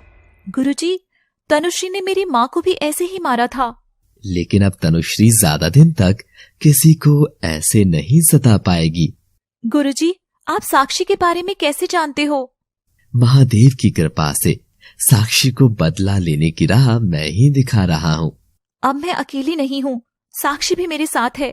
हाँ, मुझे तुम दोनों पर पूरा भरोसा है कि तुम तनुश्री और कालीसुर का अंत जरूर करोगी। प्रिशा ने गुरुदेव से आशीर्वाद लिया और मंदिर से बाहर आ गई, जहाँ तनुश्री पहले से ही खड़ी थी। ये मत समझना प्रिशा कि मैं बदल गई हूँ, वो सब तो मेरा नाटक था। मैं सही बोल रही हूँ ना? हाँ, तुम बिल्कुल सही बोल रही हो। मेरा असली मकसद जो था वही रहेगा। मैं अच्छे से जानती हूँ कि तुम कभी नहीं बदल सकती हो। तनुश्री और प्रिशा की लड़ाई होने लगी। दोनों ने एक दूसरे को बहुत पीटा। आवाज सुनकर गुरुजी भी मंदिर से बाहर आ गए। बेशक तनुश्री बहुत ताकतवर है, उसके अंदर हजारों नागिनों का खून है, लेकिन तुम इससे मत घबराना। जैसे अभी तक इसका मुकाबला करती आई हो, आगे भी ऐसे ही करना है। गुरुजी ने प्रिशा के पास आकर कहा, तनुश्री की जान उसकी एक आंख में बसी है। किसी को भी इस पर सिर्फ 3 बार बाण चलाने का अधिकार है। अगर ये 3 बार में नहीं मरी तो फिर कोई भी इसे नहीं मार सकता। अपनी मृत्यु का राज गुरुजी के मुंह से सुनकर तनुश्री घबरा उठी और इधर से उधर भागने लगी। तभी प्रिशा ने पहला तीर चलाया, लेकिन तनुश्री बच गई। प्रिशा ने दूसरी बार प्रयास किया, लेकिन इस बार भी असफल रही। कोई बात नहीं प्रिशा, ऐसे हिम्मत नहीं हारते हैं। तुम पुनः और अंतिम प्रयास करो, लेकिन इस बार ध्यान से कोशिश करना, क्योंकि ये आखिरी मौका है। प्रिशा ने जैसे ही तीसरी बार तीर मारने की कोशिश की, एक तीर पीछे से आकर तनुश्री की आंख में लग चुका था। प्रिशा और गुरुजी ने आश्चर्यचकित होकर पीछे देखा तो वहां हाथ में धनुष बाण लिए साक्षी खड़ी थी। तनुश्री जमीन पर गिर गई। साक्षी, तुम आज भी मेरी मदद के लिए आ ही गई हो। कौन हो तुम? अपना चेहरा तो दिखाओ। जैसे ही साक्षी ने अपने चेहरे से मास्क हटाया, प्रिशा के होश उड़ गए, क्योंकि वो तन्वी थी। तन्वी, तुम? हाँ प्रिशा, तुमसे ये बात छुपानी पड़ी। लेकिन क्यों? ये सब गुरुदेव की योजना थी, ताकि सभी का ध्यान भटक जाए। लेकिन अब हम मंजिल के बहुत पास हैं। हाँ, तनुश्री का अंत तो हो गया, अब कालीसुर को मारना बाकी है। हम इस उद्देश्य में भी जल्द ही सफल हो जाएंगे। मेरा आशीर्वाद तुम्हारे साथ है। दोनों गुरुदेव से आशीर्वाद लेकर वहां से जाने लगी। तभी पीछे से तनुश्री भी उठ गई। वो आंख के दर्द से करहा रही थी। प्रिशा ने अपना अंतिम तीर मारा और तनुश्री हमेशा हमेशा के लिए इस दुनिया से चली गई। गुरुदेव भी वापस मंदिर के अंदर चले गए। तुझे क्या लगता था प्रिशा कि मैं सब कुछ भूल चुकी हूँ? मुझे सब याद था। मैं तो बहुत डर गई थी कि मैं अब अकेली हो गई हूँ, लेकिन तुमने सही समय पर आके मुझे बचा लिया। हमने सारे सुख दुख एक साथ देखे हैं, हमें कोई अलग नहीं कर सकता। अब कालीसुर की मौत के बाद आराम से रहेंगे। दोनों खुश होते हुए घर वापस चली गई। समर्थ दोनों को देखकर छुप गया। समर्थ कहाँ है? मेरे सामने उसका नाम भी मत लो। समर्थ बुरा नहीं है, वो तो बहुत ही अच्छा है। अपनी माँ के जैसा ही होगा, और वैसे भी एक शापित चीता से क्या उम्मीद की जा सकती है? हम दोनों भी तो नागिन हैं, फिर भी तेजस ने, गुरुदेव ने हमसे उम्मीद लगाई थी ना। तुम ही ढूंढो अपने समर्थ को, मैं उसे कुछ नहीं बोलूंगी। समर्थ, समर्थ, कहाँ हो तुम? बाहर आओ। नहीं तन्वी, मैं बाहर नहीं आऊंगा। समर्थ, क्या हुआ? तुम रो क्यों रहे हो? मैं जानवर हूँ, मैं शापित चीता हूँ, मैं बाहर नहीं आऊंगा। रहने दो तन्वी, ये अपनी माँ की तरह ड्रामा कर रहा है। नहीं, यह सच बोल रहा है। इसकी बातों पर यकीन मत करो। चलो अब खंडर चलते हैं। क्या तुम खंडर जा रही हो? हाँ, मैं खंडर जा रही हूँ। कालीसुर बहुत ही खतरनाक है और शातिर भी है, तुम वहां मत जाओ। कालीसुर हमारा आखिरी दुश्मन है, और वो सिर्फ हमारा ही नहीं, इस सृष्टि का भी दुश्मन है, जिसका नामो निशान मिटाना बहुत जरूरी है। मैं भी आपके साथ चलूंगा। नहीं, ये लड़ाई सिर्फ हमारी है, और अपनी लड़ाई हम स्वयं लड़ेंगे। ये लड़ाई प्रिशा की है तो मेरी भी है। समर्थ, तुम बाहर निकल कर आओ, तुम्हें आज कुछ और भी बताना है। समर्थ डरा सहमा सा बाहर निकलकर आया और मुंह नीचे करके खड़ा हो गया। क्या हुआ समर्थ, इतने डरे हुए क्यों हो? मुझे प्रिशा से डर लग रहा है। मैंने तुम्हें मेरा सच नहीं बताया था, इसलिए मुझे अच्छा नहीं लग रहा है। मैंने भी तुम्हारे साथ गलत किया है। मुझे तुम पर पूरा विश्वास है, तुम कभी गलत नहीं कर सकती हो। मैं भी एक नागिन हूँ। नहीं नहीं, ये नहीं हो सकता। मैं ही साक्षी हूँ, मैं ही इच्छाधारी नागिन हूँ। तन्वी साक्षी के रूप में आ गई, फिर साक्षी नागिन बन गई। यह देखकर समर्थ ने दांतों नीचे उंगली दबा ली। तुम नागिन हो? मैं उस दिन से एक नागिन के साथ रह रहा था। मैं भी तो एक चीता के साथ रह रही थी। तुमने सब कुछ जानते हुए भी विवाह क्यों किया? तुम्हारी माँ। मेरी माँ नहीं है वो, उसे मेरी माँ मत कहो। तनुश्री से बदला लेने के लिए उसके घर में रहना जरूरी था, इसलिए तुमसे शादी की। मैं भी तुम्हारी अपराधी हूँ। चलो सब भूल जाओ अब। हाँ, पहले कालेसुर को उसकी सही जगह पहुँचाने के बाद मैं सब भूल जाऊंगी। मैं भी तुम दोनों के साथ चलूंगा। तन्वी, समर्थ और प्रिशा खंडर जाने के लिए कार में बैठ गए। मैं अभी भी कह रही हूँ कि समर्थ भरोसे के लायक नहीं है। कोई भी इंसान बार बार गलत नहीं हो सकता है। ये इंसान नहीं है बल्कि जानवर है। तन्वी चुप हो गई और खंडर पहुंच गए। वो खंडर के बाहर खड़े थे। अंदर कालीसुर हार और मौत के डर से पागल हो चुका था। वो तेज तेज चीख चिल्ला रहा था। मैं आखिरी बचा हूँ। इतनी शक्तियों का मुझे कोई फायदा नहीं हुआ। मैंने पूरे जीवन भर साधना की, लेकिन एक नागमणि लेने में सफल नहीं हो पाया। वो प्रिशा और तन्वी इतनी आगे बढ़ गई हैं कि सब खत्म कर दिया, लेकिन मैं आखिरी बचा हूँ और मैं ही उनका अंत करूंगा। जिस तरह उन्होंने तनुश्री को दुनिया से विदा किया है, मैं उन दोनों को मार के नागमणि प्राप्त कर लूंगा। मैं था, हूँ और रहूंगा। कालेसुर के हंसने की आवाज से पूरा खंडर गूंज गया। तभी उसने देखा कि बाहर प्रिशा, तन्वी और समर्थ हैं। मुझे कहीं जाने की जरूरत भी नहीं पड़ी, ये लोग खुद ही मेरे पास चले आए। कालेसुर ने अंदर से एक भाला फेंक कर मारा जो प्रिशा को लगने वाला था, लेकिन समर्थ ने अपना हाथ आगे कर दिया और उसका हाथ खून से भर गया। वह देखकर प्रिशा का मन भी पसीज गया। समर्थ, तुम्हें ज्यादा चोट तो नहीं लगी? समर्थ अब सच में ही बदल चुका है। मैं तो फालतू में ही गलत समझ रही थी। आज इसने मेरे लिए इतनी चोट खाई है। अब मैं भी समर्थ को उसकी गलती के लिए माफ कर देती हूँ जो उसने कभी की ही नहीं।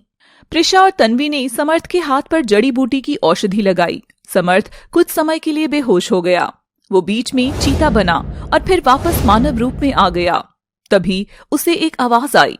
आज समर्थ अनजाने में ही श्राप मुक्त हो गया है, क्योंकि जिस पीड़ा की वजह से श्राप का असर समर्थ पर हुआ था, आज वो पीड़ा समर्थ ने स्वयं झेल ली है। अब समर्थ सामान्य मनुष्य है। यह देखकर तन्वी और प्रिशा बहुत खुश हुए। कुछ समय बाद समर्थ को भी होश आ गया। समर्थ, अब कैसे हो? ठीक हूँ, मुझे क्या हो गया था? खुशी की बात यह है कि तुम श्राप मुक्त हो गए हो। लेकिन कैसे? तन्वी ने समर्थ को सारी बात बताई। समर्थ भी यह सुनकर खुश हुआ। आज मैंने पहली बार किसी की निस्वार्थ मदद की थी। हाँ, और उसका फल ईश्वर ने दे दिया है। इस तरह समर्थ भी शाप मुक्त हो गया। अंदर बैठा कालीसुर भी इनकी सारी बातें सुन रहा था। इस चीता के मुक्त होने की वजह भी मैं खुद ही बन गया हूँ। मैं इन सबको मारना चाहता था, लेकिन अपने हाथों ही सबको आजाद करता जा रहा हूँ। कालीसुर दुखी होकर एक जगह चुपचाप बैठ गया। तभी पीछे से तन्वी, प्रिशा और समर्थ ने खंडर के अंदर प्रवेश किया। एक दरवाजे से प्रिशा तो दूसरे दरवाजे से तन्वी अंदर गई। तीसरे दरवाजे से समर्थ अंदर गया और चौथे दरवाजे से तेजस भी अंदर आ गया। कालीसुर चारों तरफ देख रहा था, फिर वो जोर से हंसा। तन्वी, प्रिशा, मुझे अकेले से लड़ने के लिए इतने सारे लोग साथ लाई हो? तेरे लिए तो मैं अकेली ही काफी थी, लेकिन तुझ जैसे अहंकारी राक्षस के अंत को देखने के लिए कोई ना कोई तो होना चाहिए ना। ये मेरी नहीं, तेरी मौत देखेंगे। कालीसुर ने अपनी शक्तियों का प्रयोग किया और प्रिशा हवा में उड़ने लगी। कालीसुर तेज तेज हंसने लगा। उसने तन्वी को भी हवा में उड़ा दिया। दोनों जाकर खंडर की छत पर चिपक गईं। नीचे समर्थ और तेजस खड़े थे। कालीसुर ने उनको भी हवा में उड़ा दिया। कालीसुर नीचे खड़ा होकर सब देख रहा था और उनकी हालत पर हंस रहा था। तन्वी, कुछ करो, मेरे पास अब कोई शक्ति नहीं बची है। मैं कोशिश कर रही हूँ, लेकिन मेरी कोई भी शक्ति काम नहीं आ रही है। अब क्या होगा? प्रिशा, तुम कुछ करो। कालीसुर ने अपने खंडर को अपनी तंत्र विद्या से बांध दिया है। अब किसी भी शक्ति का हम प्रयोग नहीं कर सकते हैं। मुझे इतना कमजोर क्यों समझा था? मैं उस दिन से तुम्हें माफ करता रहा था, लेकिन तुम नहीं माने। आज खुद ही उसका परिणाम देख लो। अब तुम यहीं रहो। कालीसुर, हमें नीचे उतारो। उतारूंगा, जरूर उतारूंगा, लेकिन उससे पहले तुम्हें अच्छे से तड़पा तड़पा कर मारने का पूरा प्रबंध कर लूं। कालीसुर एक मधुमक्खी का छत्ता लाया और अपने हवन कुंड के पास रख दिया। आग की गर्मी से मधुमक्खी उसमें निकलकर भागने लगी और छत की तरफ जाकर प्रिशा और उसके साथियों को काटने लगी। समर्थ और तेजस चिल्लाने लगे, मैं तुम्हें आसान मौत दे सकता हूँ, लेकिन जैसे तुम लोगों ने मुझे नागमणि के लिए तड़पाया है, मैं भी तुम्हें मौत के लिए ऐसे ही तड़पाऊंगा। कालीसुर वापस अपनी तंत्र साधना में बैठ गया। तभी बाहर से मुस्कुराते हुए गुरुदेव आए। यह देखकर सभी खुश हो गए, लेकिन कालीसुर क्रोधित हो गया। अच्छा, तो नागमणि तुम्हारे पास है, और मैं जानता हूँ कि तुम तन्वी और इसके साथियों के बदले नागमणि देने आए हो। गुरुदेव सिर्फ मुस्कुरा दिए। मैं इन चारों को बचा रहा हूँ, आप नागमणि मुझे दे दीजिए। गुरुदेव ने कालीसुर की सभी शक्तियां खत्म कर दी। प्रिशा, तन्वी, समर्थ और तेजस सभी नीचे आ गए। मेरे बच्चों को बचाने की तुम्हें कोई जरूरत नहीं पड़ेगी, क्योंकि बच्चे अब तुम्हें मारने आ गए हैं। कालीसुर हंसा और एक त्रिशूल गुरुदेव के ऊपर फेंक कर मारा। गुरुदेव ने भी बदले में इसका जवाब दिया। कुछ समय तक ऐसा ही चलता रहा, लेकिन कालीसुर मर नहीं रहा था। कालीसुर को तलवार, त्रिशूल, भाला सबसे मारा गया, लेकिन कालीसुर नहीं मरा। उसे आग से जलाया, लेकिन कालीसुर नहीं मरा। मैं हूँ, मुझे कोई नहीं मार सकता, कोई भी नहीं। तभी खंडर में बनी काली माता की मूर्ति के हाथ से तलवार आकर कालीसुर की गर्दन में लगी। कालीसुर तड़प तड़प कर मर गया। सभी ने भगवान को धन्यवाद दिया। आज दुष्टों का अंत हो गया। गुरुजी, आप नागमणि को उसकी सही जगह पहुंचा देना। अब हम भी नागलोक जा रहे हैं। हाँ गुरुजी, आपने हमारी बहुत मदद की है। समर्थ, तुम और तेजस भी हमें बहुत याद आओगे। प्रिशा, तन्वी, समर्थ और तेजस भी गुरुदेव के साथ मंदिर आ गए। प्रिशा, मुझे नागिन से प्यार करने में कोई प्रॉब्लम नहीं है, मैं तुम्हें नहीं जाने दूंगा। तन्वी, तुम भी मत जाओ ना। हम भी रुकना चाहते हैं, लेकिन अब यहाँ रुक नहीं सकते। लेकिन क्यों? मैं एक नागिन हूँ। तेजस और समर्थ दोनों खड़े होकर बहुत उदास हो गए। ठीक है, अब रोना मत, हम कहीं नहीं जा रहे। अब से हम कहीं दूर जाकर आराम से जिंदगी बिताएंगे। समर्थ और तेजस इस बात के लिए मान गए। समर्थ और तन्वी पहले ही विवाह कर चुके थे, इसलिए वो बहुत खुश हुए और गुरुजी से आशीर्वाद लेकर अपने घर चले गए। प्रिशा और तेजस भी खुशी खुशी वहां से चले गए। समाप्त।